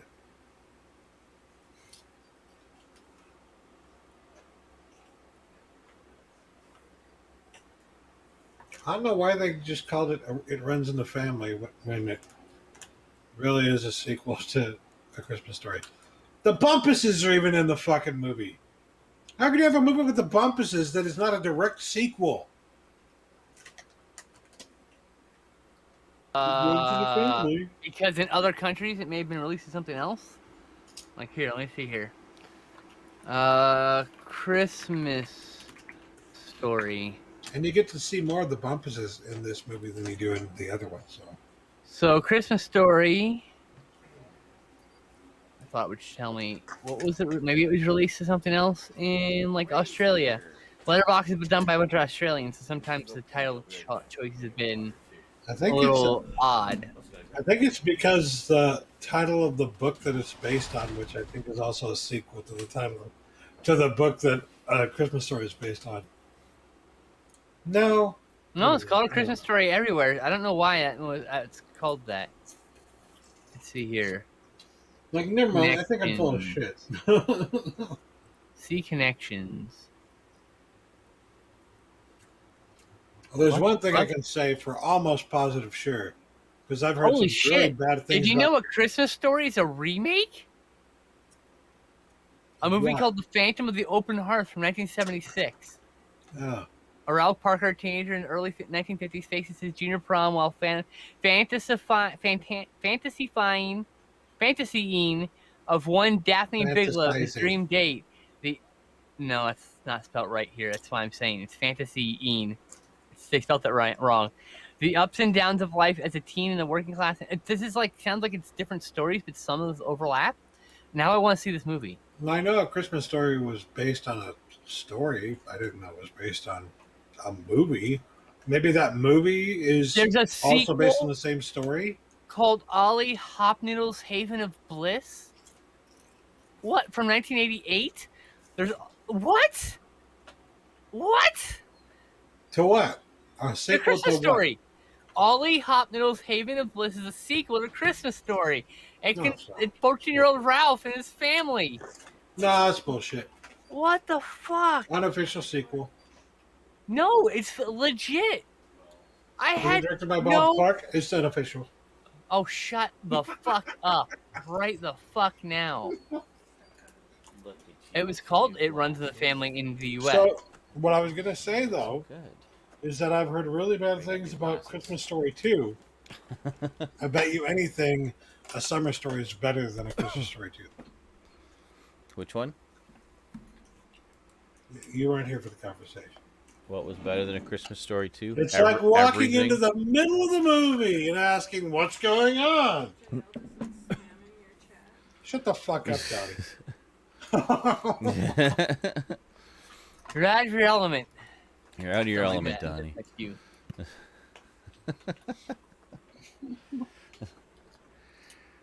It's Ray.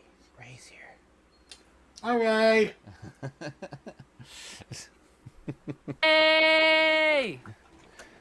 She's going to have a shower. She was being all outdoorsy at her uncle's, so she needs to tidy up. Excellent. I hope she had fun. Yeah, well, she had a lot of fun. She needed that just to get away and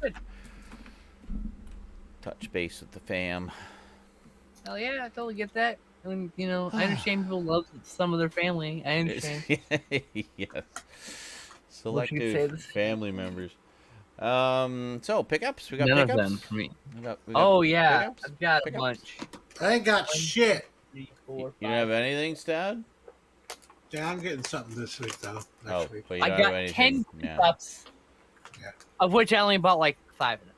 Fair, but Okay. I need to smoke before I talk because my back's killing me. So. Okay, well, I'll do mine then while you're doing that. How's that? Oh my goodness! Okay. I'll go first tell for you- once. The only thing I bought this Too week long that winded. wasn't food was batteries for Vibrator. my lanterns that I got last week. You're my Lanta? Lantern. My Remember anus? the What? lanterns? Oh, emergency lights.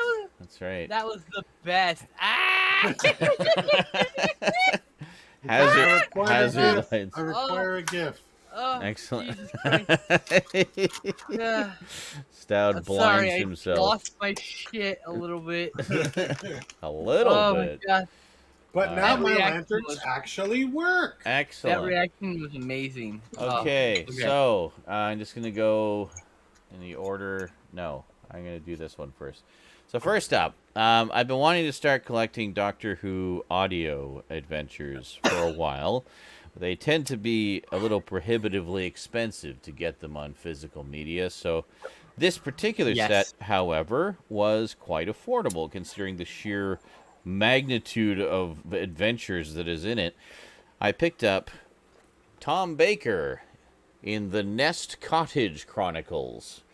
So this is very historically notable because this is actually the first time Tom Baker reprised the role of the Fourth Doctor, essentially since he left the show.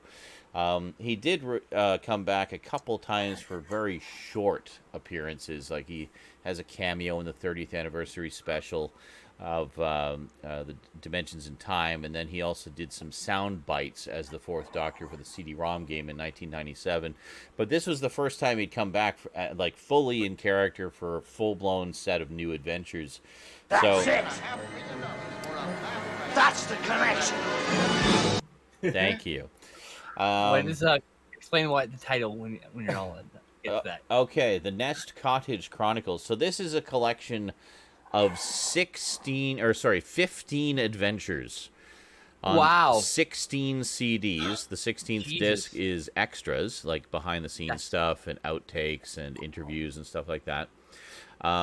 It's kind of like full cast audio dramas in that there is there's Tom Baker, Richard Franklin comes back as Mike Yates, and there's another character named Mrs. Wibsey, who is a sort of housekeeper for the cottage that much of the adventures are centered around. And then and there's adventures are on the one cottage. Well, kind of. It's. I'll explain in a second. So it's basically the. So it's 3 seasons of 5 adventures each that are all interconnected, and there's like an overarching story arc that goes across the whole thing as well. So what it is the Doctor's taking a bit of a break, and he decided to kind of set up base in this cottage that he calls the Nest, and that's become kind of his central hub of operations, and it's in modern day England. and he reconnects with Mike Yates, which is interesting because in the show, Mike Yates never actually met up with the Fourth Doctor. He was strictly in the Third Doctor's adventures. Okay. So it's pretty interesting. So of course, the Doctor just has a knack for finding trouble. So he sets up base there to just kind of relax and maybe do a little bit of science-y stuff while he's there. And he stumbles across an invasion plot by these evil alien hornets that are reanimating. I never thought I would hear. That are reanimating dead animals by putting hornets' nests in place of their brains. And that is fucking terrifying. And also, a further sentence I never thought would ever exist. Oh my god! And he discovers that, so he discovers them in modern day England. But then, as he kind of starts to investigate, finds that there's traces of them throughout history. So he has to go back in time and forward in time just to try to stop this invasion plot. And he gets the help of Mike Yates. And Mrs. Wibsey is the housekeeper at the cottage, who becomes a companion for a good chunk of the adventures as well. And she's this wonderful, just kind of old, prim and proper, little bit sassy housekeeper, and just a perfect foil for the Doctor, as well as being, incredibly helpful and useful. So I've listened to the first one. There's still 14 more adventures to go, and I'm already loving it. It's great. The way it's formatted is kind of a full cast audio drama. There's sound effects and music and stuff, but it's not as robust a full cast drama as, say, what Big Finish does. It's more like almost like a narrated audiobook, but where it's narrated by the characters in the story. So it's like the characters will be telling each other about different things that they've encountered along their adventures and stuff like that. So it's an interesting format, but it's very easy to listen to and to follow. And so each adventure is one CD, comes on a big ass spindle, just a big stack of CDs in there. And as far as affordability, this was only about $50 Canadian. It's a little less American, I think. Wow, it's like $40 American. That's pretty fucking good for that many. Which was it was a hell of a deal. And I was like, whoa, wait a minute, that's the entire Nest Cottage Chronicles for $50? Like, damn. Fuck yeah. I'm actually, for like, I'm gonna go look it up. Are those on Amazon? Yes, it's on Amazon. And I was just like, fuck yeah, I'll get that. So, perfect place to start packaging for it too. Perfect place to start the Tom Baker adventures as well, because this was his return to the character. So this was published over the course of $47. Yeah, well, there you go. So it's pretty good deal. So it was published between 2009 and 2011, and then after he finished this, he went over to Big Finish, because apparently he met Nicholas Briggs at like a convention or something. They just got to talking, and then, it's like, why don't you come do adventures with us? It's like, okay. I'm sure it was more of a conversation than that, but so you said these are some of the only ones he did? No, this is the first ones he did. This is okay. Yeah, he has since over at Big Finish has done like 9 seasons worth of adventures. Each season is about 4 or 5 stories. Fuck. Yeah. That's crazy. And I thought you were like saying it's like his only stuff. No. I was like, well, I'll pick up all his adventures on audio too while I'm at it. He did like 9 seasons of Fourth Doctor. 9 seasons of Fourth Doctor adventures so far. Also some side stories and spin-off stories that kind of tie in or are their own thing. And apparently, I was talking to Michael, the Collector 98, about this. He said Tom has actually recorded several more seasons in advance because he's, quite aware that he's getting up there and may not be long for this world. So he wanted to make sure there was lots in reserve for when he passes away, so that there would still be several years worth of adventures to go even after he's gone. So I'm looking at Winged Coven cover. So if you look, cool. Winged Coven ties into this. It's actually a sequel. There's another one. There's another one. There's two. There's 2 stories that tie into it. They don't have Tom Baker in them though. They're actually just narrated by other characters. But oh, really? Because it has Tom Baker on the cover, so I mean, it is. That's a pretty badass cover too. I know the one you're looking at. Comic Maker's on the cover, but not in it. They're also written by the same guy. Oh, I see. Yeah. It's read by. Got it. Read by, I think it's read it. Susan James, I think her name is, who plays Mrs. Whibsy. Is it Horrors of War or Fortunes of War? Or either Susan of those Jameson, that's who it is, yeah. Are either of those a sequel? Which ones? Horrors of War or Fortunes of War?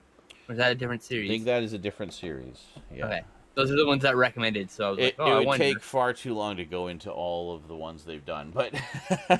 No, all of the ones that are connected but, to that. But that is a good starting off point. Yeah, there's 2 stories that tie into it, and they're about $20 each, I think. Lost Stories set? So, ooh. That was the first one he did for Big Finish, was the Lost Stories. So there's adding this to my wish list. 2 stories in there. Those ones are full cast audio dramas, and they feature the Doctor with Leela, actually Louise Jameson, who played Leela. Yeah, so I love Leela. He's done a lot of adventures with Leela. They've actually, done quite a few. She's one of my favorites. They also did 1 season with Mary Tam, who was the original Romana from the Key to Time series. She's cool. They were going to do more, but sadly she passed away shortly afterwards. So they retooled some of those stories to feature other companions. But yeah, anyway, really enjoying that. It was a great way to sort of get my feet wet on that. Tom Baker being my Doctor, I'm very keen to get all of the audio adventures that he's done. So expect more of those in the coming months, but very slowly because they're frickin' expensive. Yeah, they're like $50 a pop. I just put a bunch of them on my movies wish list. I count that. That's just absolutely. My catch-all for movies and TV. I just haven't titled it properly. Absolutely. But I consider that an extension of that. And I'm not really into books on tape, but you're talking about there's a cast recording. It's so much easier to listen to them as a cast. Yeah, these ones I found, even though they're not quite as robust as the Big Finish ones in terms of the presentation, they're still quite easy to listen to and follow and enjoy. And I'm looking forward to listening to the rest of them. What I was doing is just putting one on. 15 adventures is pretty impressive. Well, yeah, it's like a full epic length story arc. And, it's like 2 seasons of an episode. So it's 3 ones, and they have thematic names. They have 3 seasons worth. The first one is Hornet's Nest. The second one is Demon Quest, and the last one is Serpent Crest. So yeah, and they're all written by Paul Mars, and then the 2 follow-up ones are also written by Paul Mars. So very pretty nice. Cool. So yeah, I definitely got me interested. Jeez. Yeah, no. A large collection at once means I can at least, I've got a collection. I can at least enjoy some. Well, and you get to listen to the wonderful, epic voice of Tom Baker. Tom Baker's a big selling point for me. I gotta say. Yeah, and I love him so much. He hasn't lost it at all. He's just as amazing as ever. Well, randomly watching his appearances on game shows the other day. Oh, been a lot of British game shows and stuff, talk shows and stuff like that. He's great. He's always really charismatic. Oh God, yeah, he is, and he's such a unique personality, just so delightfully eccentric and quirky sense of humor, and just, I just love him. Next, is that your only pickup? Oh, sorry, no, you had more. I got more. We were talking forever. It was a big one, so it required some explanation, obviously. But so I want to get the 2 follow-ups to the Nest Cottage Chronicles just to kind of have that complete saga, and then I'm going to start in on the Big Finish stuff, which is there's a lot. He's recorded at least up to series 13 of that, so he's like 4 seasons ahead of where they actually are done, and he's doing more apparently. You don't have to record all the other parts for those stories, so. Yeah. Well, all the other parts, and then edit them, and add in the sound effects and music and stuff. So sound effects. It's a lot of work. That must be a nightmare. It's a lot of work. Someone has to really love what they're doing. I've heard some of the Big Finish ones, and they are absolutely spectacular. Like the amount of production value that goes into those is just phenomenal. Like you close your eyes and you're seeing the movie. It's just amazing. I grew up with the Star Wars radio adaptions. Are you familiar with those? Yep, I've listened to them. I grew up listening to those on tape. We had a set that was like Inside Millennium Falcon. Oh yeah, with all 3 recordings. Nice. I think I've only heard the first one actually. Yeah, I've only heard the first one. I haven't heard Empire. Oh yeah, it's really cool. But full cast, sound effects, music. It's also the cool. And I had no problem with those, but regular looking tapes, Yeah. I just I zone out and now I'm gonna rewind. This 20 one minutes. is Shit. this is kind of halfway between like book and audio drama. I'd say it leans more towards audio drama, but the big finish. I'm fine with books on tape with multiple. Yeah. Voices. Oh yeah. It's No. one This. voice. There's Yeah. a problem. It's one voice. Yeah. That No. gets This is all. It's all narrated by the characters in character, talking about That's so cool. things, and also having scenes together, having conversations and stuff as well. Yeah. But yeah, if you get the chance to hear some of the big finish ones, I'm sure those you'll have no problem following because they're just so well done. And the big thing is just multiple voices. There's one voice. My brains are tuning it out. The big finish ones sometimes have like dozens of cast members just for a single episode. I mean, they're really like big scale productions, really really impressive stuff. I'm actually kind of amazed that they're able to crank out as many per month as they do. Like it's just crazy the level of output. One of my favorite book on tapes is World War Z. I mean, like. It's completely dramatized. Everyone is like with sound effects and everything. It's so good. Yeah.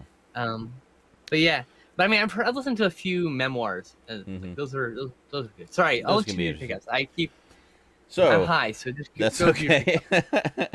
keep talking. So next up, we always lament about how streaming services have all this great original content and put so little of it out on Blu-ray.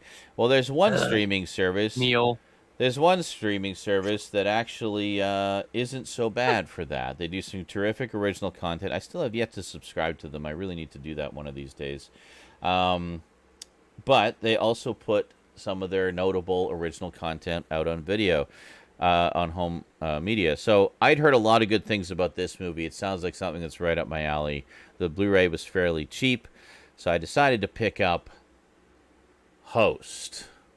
Oh, I need to get that Blu-ray. Now check this. It's in my cart forever. So check this. It has the nice little slipcover, and hard to get slipcover. It actually has reversible artwork. Yes, I'm aware of the reversible artwork, so I'm not too broken up if I don't get the slipcover.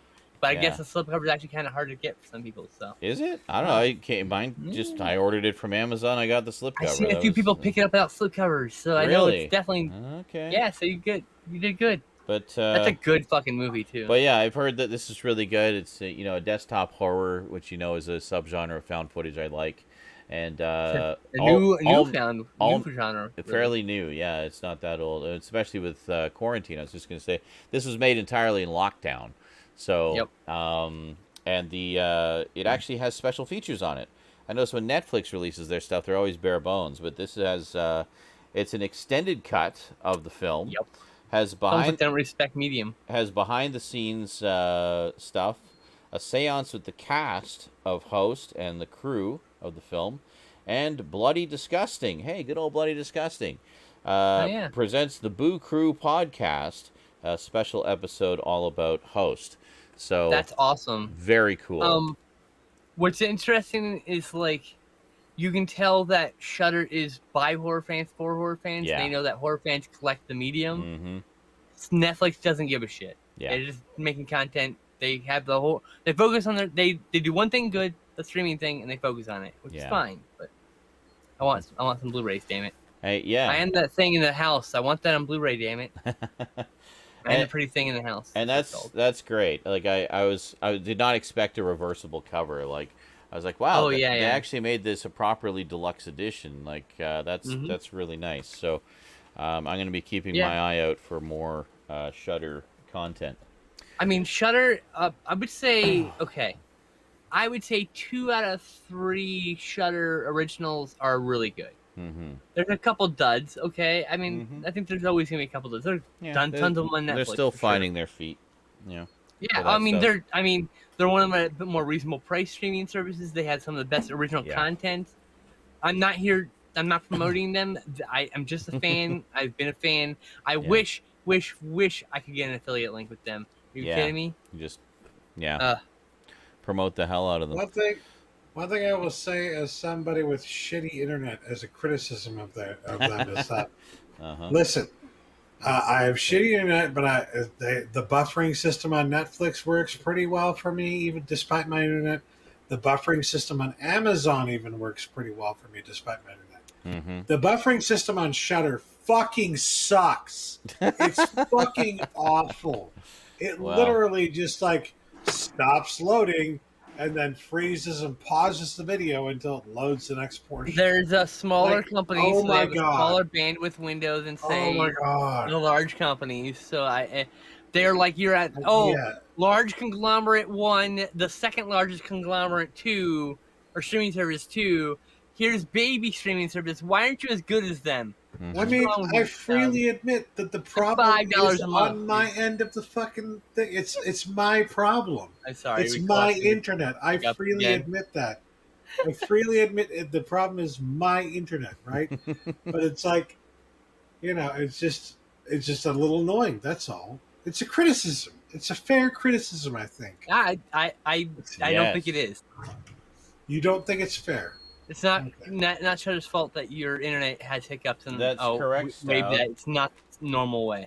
That's correct, Stoud. You think it is a fair criticism. I agree that is what you think. Anyway, carrying on with my pickups, for the love of fuck. I'm sorry. I have one more.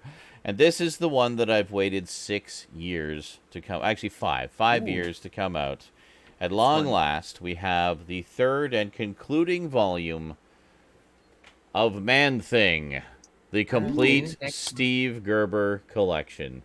So this is the last of the issues of all the stories that Steve Gerber wrote for Man-Thing. So it's the end of the original series. So we have issues 19 through 22 of the original series. We've got Iron Man Annual number 3. Howard the Duck numbers 22 to 23, which actually revisits not only Howard with Man-Thing, but also all the characters that were in the story that introduced Howard come back for that two-parter. So it's kind of a nice little reunion and coda.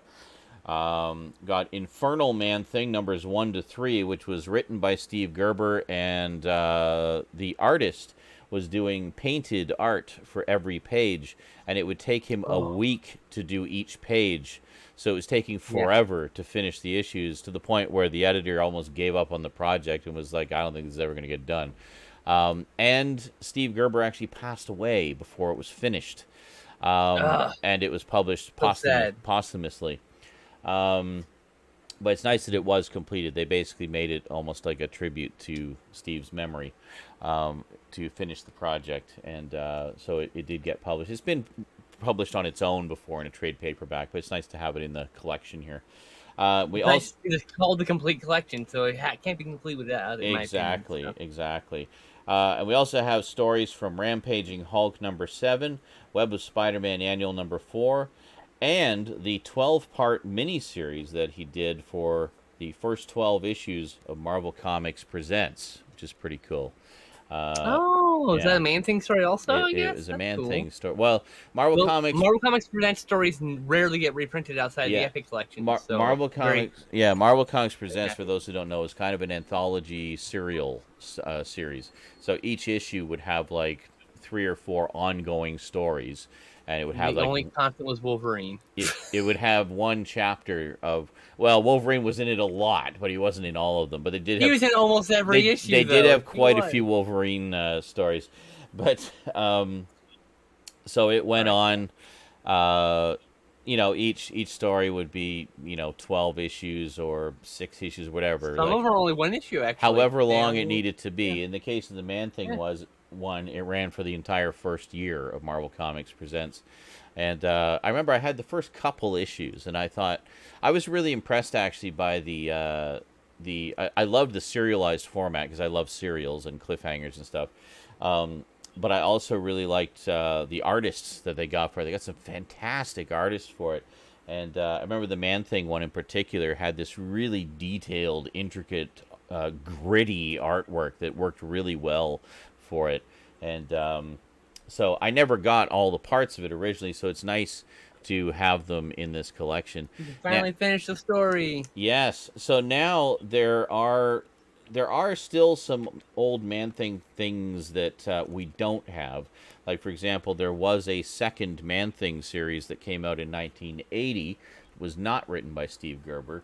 That only ran for 11 issues. I used to have all 11 issues of it, but I don't know where the hell they disappeared to. There still might be a volume 4 at some point. I think they're in a box at some point. So, yeah, so this basically, between this and the first 2 volumes, gives you the definitive collection of everything Steve Gerber wrote. From the original first appearances, which he did not write, and then everything that he wrote subsequently. So that's great. It's great to have all those, but I also love the character, and I'd love to see a collection of all the other things, the other stories written by other writers. There's a Max series trade paperback also. I have that, but I could see a complete others. Collection having more of that stuff, Man with more Thing, with other. It just says by other people, Yeah, Man Thing has definitely not had the same level of attention or success that DC's Swamp Thing has had over the years. He gained a lot more sense after the '90s was when he really picked up popularity. That's when he was in a bunch of he's a side character in a bunch of comics, and then but recurring character in a few others. I think one of the reasons is it's a difficult character to write. I can imagine it being a challenge for a lot of writers because Man Thing, unlike Swamp Thing, isn't intelligent. He doesn't speak. He doesn't think. He acts purely on instinct and emotion. And how do you write a book where that's your lead character? It's very challenging. But Steve Gerber did it for 22 issues. Actually, more than that if you include Adventure into Fear. But Steve Gerber was also a frickin' brilliant, amazing creative genius of a writer. Did so many good books. So many. But yeah, so that said, if nothing else, I'm just overjoyed to have all of his stories, a lot of which I'd never read before. You guys might remember a couple of Halloweens ago, I did a video about volumes 1 and 2 of this, and I was just raving about it. And so I'd pretty much given up hope we'd ever see a volume 3, and then here we are 5 years later. I'm holding it in my hand. So, hooray! Finally. Yeah. The next Tomb of Dracula is up for pre-order for October. I have already pre-ordered it. Me too. I'd let you know in case you didn't see it. Looking at the contents of it, I'm thinking we might be getting a volume 6. We are. Because volume 5 wraps up the main series and has a couple of subsequent stuff. But there was a black and white magazine that actually continued from the end of the main color series. There was also a prestige format follow-up series that came out a few years later by the same writer and artist. An adaptation that they could throw in as a bonus. They're getting volume 5 gives us the Dracula adaptation, at least the chapters that were not in the original run of Dracula Lives. So we're getting the rest of that. There is a standalone trade paperback of that full adaptation as well, which I'd still like to get anyway, just to have it all together. But that was the wonderful adaptation of Dracula, of the book of Dracula, adapted by Roy Thomas and drawn by Dick Giordano. And it's beautiful. It's just gorgeous. I've been reading each chapter as it's been reprinted in the Tomb of Dracula books, and damn, I just want to get the collected edition of this so I can read the whole thing in one big go. Devour it. Yeah. Yeah. But yeah, at least we're getting the rest. I was surprised to see they were including that actually in the Tomb of Dracula. So I'm assuming we're going to get at least a 6th volume comprising the black and white magazine and the follow-up series, and then probably the Death of Dracula one-shot, which will wrap it all up, and then we'll be done. But God, I wish they just weren't doling them out so slowly. It's literally been 1 volume a year for the past 5 frickin' years. So, and then by the time you get to the end, all the early volumes are out of print. So it's like, what do you do if you come in late? It's like... I came in late and had to wait for fucking Man Thing to go out of reprint. And we still haven't got reprint Howard the Duck. No, I grabbed those just as they were about to go out of print. I got so lucky with my timing on those. Man. But, because of money, budgeting, limited edition Blu-rays being expensive. They kept releasing box sets I wanted, so I kept, having to put those off, because honestly, the movies are more important to me as much as I love the comics, Have a tier of stuff. Anyway, sorry. All right. Well, that is it for my pickups. Just those 3 items, and I got some vitamins because I don't know. There seems to be a big Vitamins? rush. Seems to be a rush on B vitamins. I can't find them locally, at least not in the format I usually get them. So I've had It might not be a rush. It might just be like I've had to order a lot of them through Amazon. they sold out and well, no, coronavirus. but they're all sold that out constantly. Like they just never come back in stock. Like you have no idea how often I check for these vitamins. So I've just taken to ordering them through Amazon. Just whatever brand. I don't care. It's vitamins. As long as it's the dosage that I prefer, then I'm Vitamins. fine. Vitamins, yes. Alrighty. Vita Rays. Vitamita Vegemin. So Skinslip, Hey. what'd you get this week? All right, first two here are from the folks because they buy Blu-rays. I mentioned this in the pre-show. They buy Blu-rays because they don't want to buy them online because of cybersecurity issues. So they buy the Blu-rays and just take their digital copies. And so I got Tom and Jerry, a movie I necessarily wouldn't buy. Oh, nice. I would see it on streaming for sure. If it came up on streaming, I'd watch it because it looks interesting. But I wouldn't necessarily blind buy this movie. But now I can watch it. So that's good. All right, good. And the other one I'm fun from the excited trailer. about.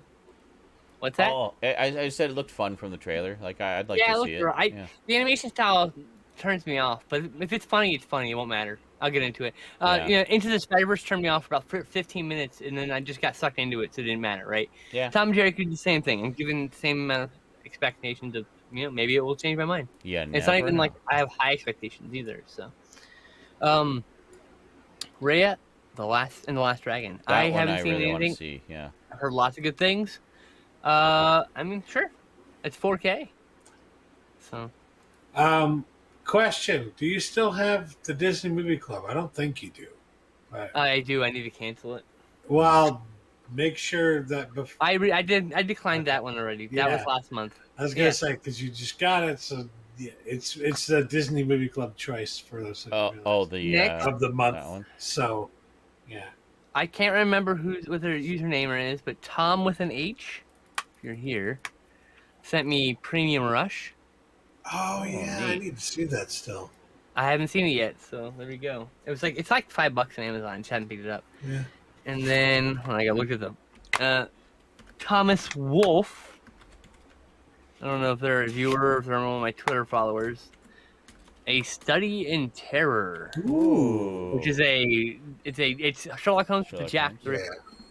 Nice. So he's investigating the Jack the Ripper murders, and it's just like, that's so extremely my shit. Who plays Holmes in that one? John Neville. We talked about this. Oh, right. That's the one you're talking about. Yeah. Okay. Yeah. That's cool. And Donald Houston is Watson. And Anthony Quayle is Jack the Ripper, I think? Or Robert Morley? I can't remember. Anyway, I'm looking forward to finally seeing that. That sounds great. Yeah. Oh, shit. I'm sorry. Mill Creek released that. So it's like $8. So that's kind of cool. And then next, Plague Witch, a mutual of mine on Twitter, sent me this Alfred Hitchcock set from Warner Archive. Mm-hmm. Ah, that's a great one. Yeah, I haven't seen any of these movies, so you had these, Stout, right? I have The Wrong Man and I Confess. Where are the other two? I can't see because of the Doll M for Murder and Suspicion. They're the 4 Warner Archive titles. Oh yeah, I have all those. All right, so that just goes up here. We still have to watch like 3 more from the other box set. So just more Hitchcock. See, I just wasted my money because you can get those for cheaper than you can buy them individually, and I bought them individually. Yeah, you bought them last. They came out months apart, and that, so it's like it's different. Honestly, I hate people who say that Blu-rays are a waste of money because it's like, yeah, but I can literally go back and watch these movies anytime I want to. They have intrinsic value. Even without the internet. The definition of intrinsic value. Yeah. I can go back and watch them and enjoy them whenever I want to. Well, anytime. What was that thing you posted on Discord the other day? It was the percentage of movies from different eras that are on streaming services. Owned by various companies. Yeah, it was like a percentage of movie libraries that are streaming currently. Yeah. And it was like we talk about 60% at most. Like we talk about how we like older movies like 70s and 80s stuff, and like it showed like by a bar graph, like the biggest bar was like all modern stuff, and then it just got smaller and smaller and smaller as it went down to like till you get to like 70s and 80s, our favorite era, and it's like this tiny little sliver at the end of the chart. Classic. You know, and people are like, "Why do you buy Blu-rays?" Because none of that shit is on the streaming services. It's better quality. I like to have it on my shelf, but it's also not on the streaming services. That's not on fucking Amazon. That's not. It might be on Amazon. That's not on. That's not on Netflix. Yeah. You know, it's like you're not gonna find this problem. This might be on Shudder actually, but like, this is probably not gonna be on streaming anywhere. Yeah. It's like one of those kind of movies. Highly it's unlikely. Like this is shot on video anthology movie. Mm-hmm. This is also part of our my dungeon sense because one adventures because this is one of the movies. One of the shorts is a dungeon, is a fantasy film or whatever. Mm-hmm. Shot on video. So nice. And there's a follow-up. The follow-up movie, Darkest Soul, is a bonus movie on here. So it's 2 anthology films. Sweet. I should get that one. I'm a big fan of their work. So yeah. I currently have 4 unwatched AGF Blu-rays right there. To get on that. Next, I bought a Scream Factory. I know, big shock. But, I mean, you know, considering the subject, of course, right? That's one I got to get. And it has this cover. I was worried they weren't going to go with this cover. I was worried. Because, you know, subject matter and all. Mm-hmm. There were other posters. It's a little obscured. It's not as visible as it is on some posters. Yes, they cropped up instead of the other way around. But that's I'm okay with that. Yeah. It's fine. Mm-hmm. At least it's the original art. Yeah. Okay? I will not complain. This is a great release. One disc has the regular release. The other disc has the extended broadcast cut. With that's cool. Unedited. And then, I mean, there's not much more special features on it. It's not like a ton of stuff, but it doesn't matter. We finally got it in Blu-ray in the States. And it's better released than that German Blu-ray or whatever. Yeah. Spanish Blu-ray. That's definitely what I need to. I haven't seen that since I was a kid. That was the first King Kong I ever saw, actually, was that one. Same, actually. Yeah. I liked on it. TV. I remember liking it. I was also a kid. It was just cool, giant monkey. As a child, I like to watch a lot of TV. Yeah. Sit and watch TV. Mom's gotta do whatever. Anyway. Mm-hmm. So I picked up. These are from last month's surprise 3 titles at once from Golden Ninja Video. We have the Kung Fu Wonder Child. Mm-hmm. It's like kids. These are a bunch of kids kung fu films. So it's also got Lucky 7, which is another one. There's also a hidden film with this really weird all kids action film also. That's like the kids are doing the stunts that would never be done today. Okay. I mean, like kids jumping out of like a moving vehicle. Interesting. I mean, like, yeah. So that's pretty neat. Their limited edition's up to 500 now. Oh, nice. They bumped it up a bit. Next, a throwback to Italian giallos and proto slashers. As I mentioned in the pre-show, I would definitely mention proto slasher. At least once in this. There you go. Killer Queen. I haven't seen this yet. This is just from the blurbs and stuff. Very nice. This is a shot on. Was it shot on 8? Shot in Super 8. Okay. And this is the official release, physical movie release of this movie. This is the only time this has ever been available on Blu-ray. Okay. This is the first time. It also includes a short film called Valentina, and probably some hidden stuff. I didn't look at that just because they don't usually put a lot of hidden stuff on the feature titles like that. And then the one that Sean is definitely interested in, which he had, Fury of Achilles. Ah, yes. Yeah. Which also has Perseus Against the Monsters. Now, you watch Fury of Achilles, and then you watch the hidden film, which is called The Trojan Horse, which directly leads out of this movie. So you get both movies in the duology. Interesting. That's pretty cool. Pretty fucking cool. He mentions it. You go to watch. Normally I watch the hidden film first, right? I go to watch the hidden film. He goes, I'm probably one of the few people on Twitter that mentioned this. So he's talking to me. Yeah. I know some of you watch the hidden film first, but don't do that this time. I was like, hey, Justin. That's pretty funny. We've messaged before. Like, that's cool. I sent him some ideas to release. I don't know. Nice. Just anyway, that was everything. Excellent. Well, that's a good selection. I forgot all about that one. I remember we talked about that, I think, when it was announced. And it's like, Sean, Peplum on Blu-ray. I'm like, oh shit, I need that. They're pretty good transfers too. They're not Really? high def. No. They're really very watchable. Yeah. There's also a 2-disc Jackie Exploitation set. Okay. That they also that's out now. You can purchase on their site right now. I ordered that one. I am not sponsored by them. No. I just absolutely adore that line. It's one of my favorites. Yeah. No, it's great stuff. I've got a couple of them, and can concur. It is wonderful. Genuinely passionate film fans. I ordered that one specifically because Skinslip told me that there's a special feature about researching public domain films, and there you go. I'm all about that because I'm currently trying to write a bunch of articles about public domain films. So that's literally why you bought it. Amazing. Yeah, that's the reason. Well, one hopefully 25-minute special feature. Hopefully you'll enjoy the movies on there as well. In there that I didn't already know. Like, yeah, if I did know, then cool. I mean, Justin, the guy who runs the Skull Ninja Videos, is literally releasing movies that you wouldn't think are public domain, but I mean, you ain't getting no lawsuits.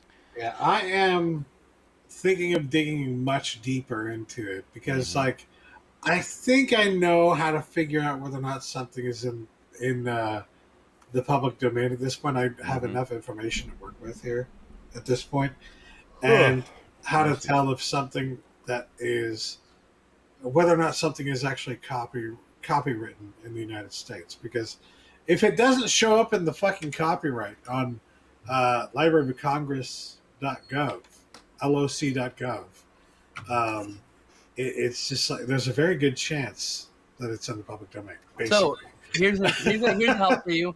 Every Thomas Tang, Joseph Lai, and Godfrey Ho film was in public domain because they were throwaway commodities. They took two movies. They took a movie. They shot some new footage for it. They made a new movie with like the best footage from the other movie, and then they released it. And they didn't give a fuck. They made their money. They literally just moved on to the next movie. Yeah. They released like 6 to 8 movies a year. All disposable. Yeah. It was literally just to make money. So they never copyright anything. Yeah. So those are actually in the public domain because no one give a fuck. So it's all just make the quick buck and move on. Yep. That's kind of the Hammer style of doing things too. Like, or at least early Hammer very much was just like, we're just sitting here making fucking B movies and trying to get a fucking quick buck, you know? Yeah. Yeah. Oh, these are like Z grade. They're fun, but they're not like good. Drive-in filler. They are like C. They're like the C movie on a drive-in or not even B movie. They're the C movie. No, they are. They're on the triple bill. There's the third movie. They're on a quad bill. They're the fourth movie. Yeah. I want to say though, 2 a.m. movie at a 24-hour house. You know, like up into the '60s, up until like 1963, I think it was. There were a lot of studios that took that approach. That were just like, well. After theatrical, there's no reason to renew the fucking copyright because after the 8 years were up, there was no such thing as home media at the time. Home media as an idea, as a concept, didn't really come around until like the mid 70s. It wasn't until the 50s with the drive-in that people even thought about re-releasing movies, and that's when things started changing. Yeah, that's why a lot of larger films was a really big one. Well, that's That's why the we can keep making money off of movies. That's why the BBC went and erased a lot of their old shows. It's like, well, there's not really much of a repeat market. There's no home video didn't exist. Color is here now, so people aren't going to care about this old black and white stuff. So they just went and I plan to get into the recorded over the original videotapes. Destroyed the film prints to make room in the archives for new stuff, and oh my god, like so many shows. At least with Doctor Who, we've got most of it, but there's some shows that are completely lost, like just gone forever. There's no copies anywhere; they're just gone. Like the Quatermass episode, right? Well, no, that was Quatermass was just because they didn't record them at the time. They recorded. It's even worse. They recorded the first two parts of the first one, and then Powers That Be decided the quality wasn't good enough, so they didn't bother recording the rest of them. So they only ever went out live that one time, and that was it. And you know what? I've seen those first two recordings, and they looked fine to me. Like, I don't know what the hell their problem was. It's all about genre. It's always Yeah. been seen as a throwaway, and which is a shame. It's only in the last unfortunate. I feel like it's only in the last like 30 years that sci-fi's really gotten fucking like respected, you know. And only in the last 20 years that horror's really gotten respected, you know. Actually, speaking of Quatermass, then with the second serial, they recorded it, but it only exists as a film recording now. The original tapes are long gone, and there's a couple different ways to record video to film. There's like you'd be familiar with this for doing deinterlacing with video editing, interlace source. Usually what you do is you'll merge the two fields of the interlace to get the most resolution that you can. But there's another technique where you just discard one of the fields and just record one of the fields. Yeah, no, don't do that. Well, that's how they record. It's called a suppressed field recording. So they're suppressing one of the interlaced fields and just recording a progressive image from one of the fields. The image. Well, exactly. And what ends up happening is the image has these jaggies. Like it has jagged edges instead of like smoother edges. The entire second Quatermass serial was recorded to film with suppressed field. So it's got jaggies out the ass through the whole thing. And the funny thing is, now they have AI that can probably clean that up. There's a few random shots that actually look okay, but the vast majority of it looks jaggy as hell, and that's because of how it was recorded, and that's the only recording that exists, so that's as good as it's ever going to get. Then you get to the third one where they did a suppressed field they did a blended field recording to 35 millimeter film, and holy shit, it is a night and day difference. That one looks so good, and we're only talking like a year or two apart from these, you know, they're not that far apart. So, I don't know. Thankfully, by that point, I mean, it's great just to have some record of that, because that was some of the earliest British sci-fi they ever did. You know, so it's good to have at least something, even if we don't have it in amazing quality. But, you know, and honestly, the stories are so goddamn good, you just get sucked into that anyway and don't notice as much. But, you know, it's still disappointing that they aren't in better quality. So anyway, half a field view recording. Jesus Christ. Half a field recording. Jesus yeah, I know. Christ. So I think stupid person said that would be a good idea. I mean, I still need to get around to writing a bunch of articles about that. I've written 5 articles about public domain movies, and I plan to write like 2 or 3 more, and then to like kind of restructure the way the main page looks. Yeah. And after that, I'm going to start writing about like free movies you can get on YouTube, free with ads, basically. Or free movies with ads on Amazon. There are a bunch on there too. Yeah. So for sure. I'm going to be doing that kind of stuff too, and also articles about like free movies on YouTube from the studios themselves. So like there's the MST3K channel that does it, and then there's the Trauma channel. I don't know if they still do it, but they do. That's an example. It doesn't have everything like it used to, because they've since done like Blu-rays of some of them. Like Farts of Darkness is no longer on there because it's included as an extra. A bunch of the movies have been removed, actually. Yeah, tons of them. There's still quite a lot there. Oh yeah, a lot of smaller ones. Like all their big titles have been pretty much removed. Yeah, I'd have to update the articles and remove things that were no longer on there and add things that were on there. But it's like, if that's all I have to do, that's cool by me, as long as the fucking articles are getting viewed, right? Yeah. But I was going to do that, and then after that, I was going to start looking into public domain stuff that people don't know is in the public domain, that nobody really knows is in the public domain, and doing like more deeper research into it, not just the limited research that I have been doing recently. So. And if you'd like to read all these wonderful articles that Stout is doing such meticulous research for, you can find them on his website at cinnamon.com. Link in the chat. There you go. I'm going to start digging deep, though, at some point, probably next year. It's probably that far off. But like, but he's got to start digging deep in terms of like, but you've got a bunch of going articles into the up copyrights and stuff. Like, if there's no copyright in the United States and it was made before 1963, I'm just going to assume that it's in the public domain at that point. I think by that point you're going to have this process down to a science, and you'll know all the signs, all the things you need to look for. There's some movies, so like Night of the Living Dead, yes, are not in public domain, but you can't just freely distribute like the Criterion transfer because their print is copyrighted. That's very specific. That's very important to understand. It's like you can't. I feel like people maybe sometimes might see, oh, this old movie is getting a new transfer from Criterion or something like that. Mm-hmm. Awesome! It's in the public domain, so I'll have a Criterion print for free. No. The fucking Criterion print is not in the public domain.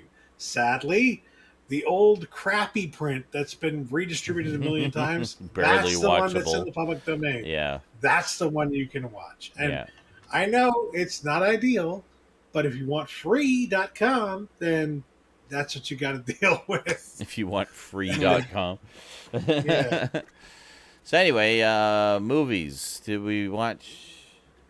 Okay. We watched 3 things, and we're only going to talk about one of them. Okay. And I do have to say on this show, highly recommended. We're going to talk about next week, Be My Cat, A Film for Anne. So, there you go. Which is on YouTube, by the way. For free.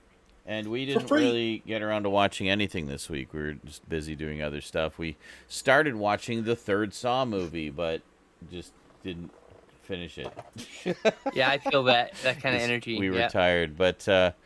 yeah, we'll get back to that. Other than that, we watched some Inspector Gadget and maybe some other cartoons. I can't remember. We were just kind of chilling most of the week, and I've been doing a lot of filming too, so we just haven't had the time or energy to watch very much. So maybe next week. So what's the one movie that you watched this week? Bob Lazar, Area 51, and Flying Saucers. 2018. I love that's the one. Okay, so Bob Lazar was a scientist. So I'm going to give you a quick rundown. Bob Lazar. Did you just call me Blob? Who allegedly... Sorry, I had to.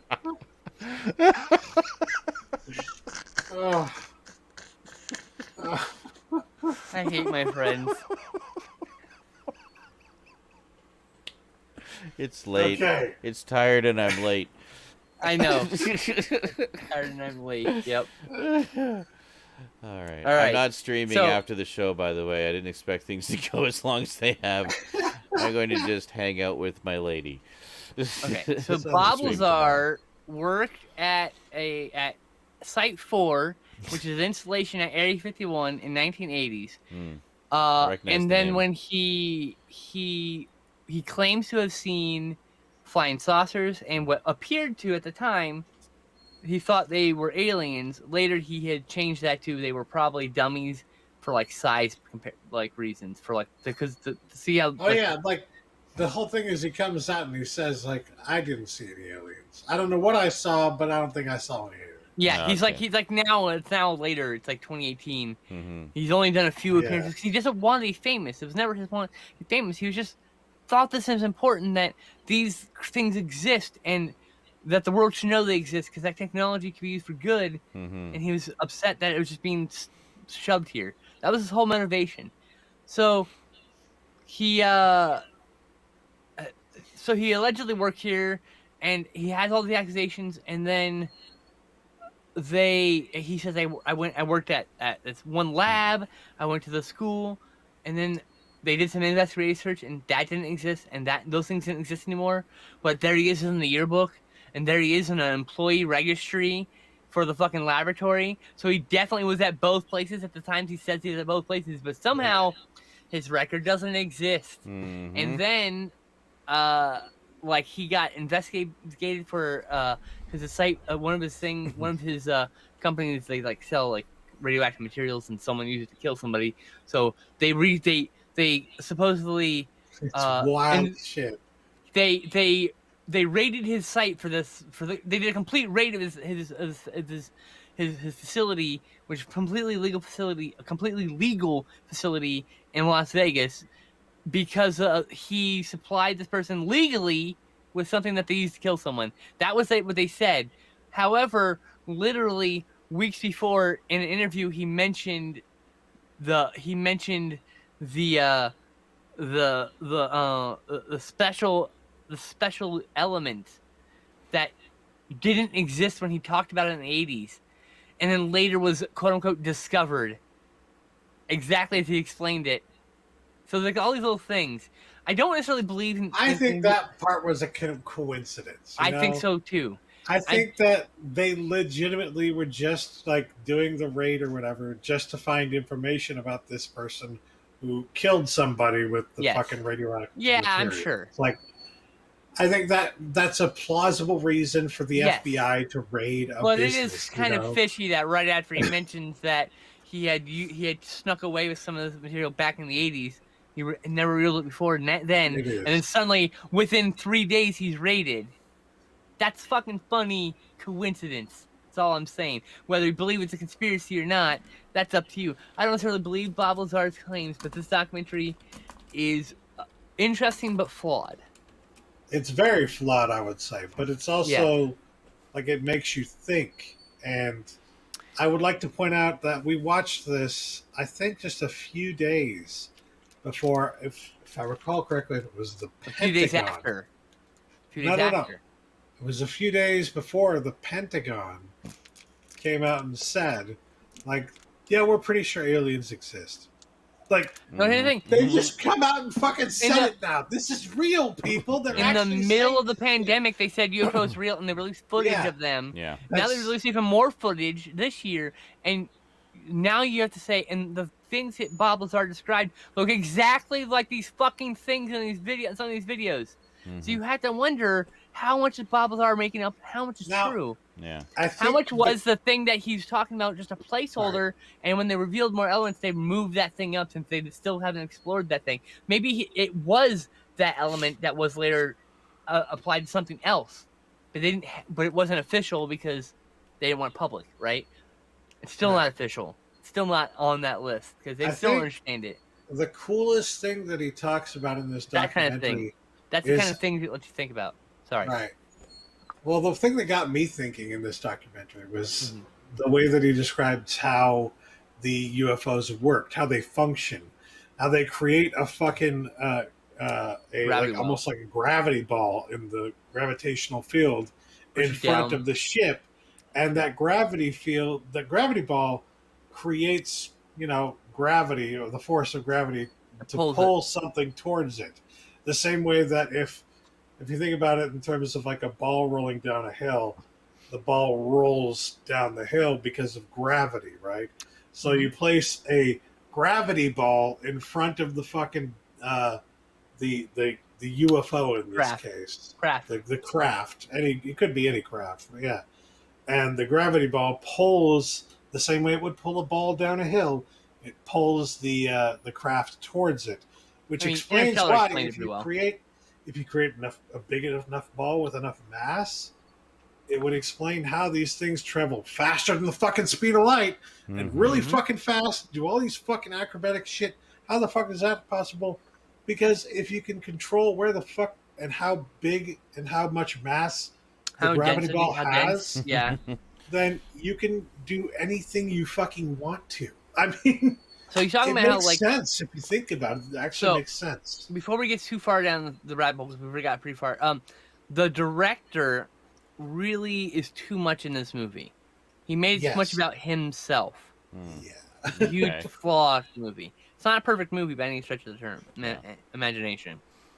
All right, but if you like UFOs, interesting stuff. No, it's just a really interesting documentary, actually. Yeah, cool. About Bob Lazar. Yeah. Some interesting his life mostly. Ideas that if even if you don't believe everything that he says or any of it at all, just the ideas that he presents for what could be the case, it's interesting. Yeah, like I don't necessarily believe him, but I mean, it is interesting that a bunch of things he talked about have come true. I mean, like they can't all be coincidences, right? I mean, like they can't all be coincidences. I don't think he saw dead bodies. He doesn't think he saw dead bodies anymore.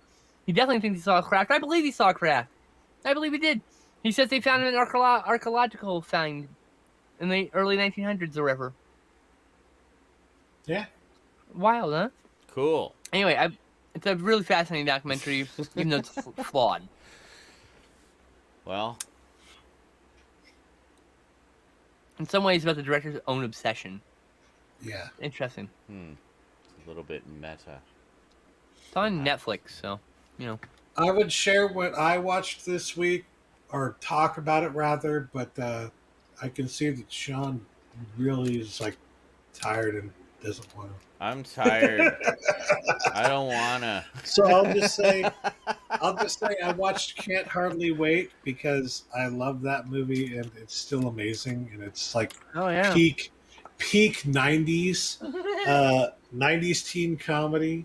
And I also watched Black Klansman, which was a fantastic movie. I heard that's really good. I know it's like a controversial. Some people like it, some people don't like it as much. I think it was fantastic. A lot of angry white people, so I gotta say. Very good. Good. They can stay That's mad. all I'm saying. I know, right? Die mad, you salty bitch. That's right. Yes.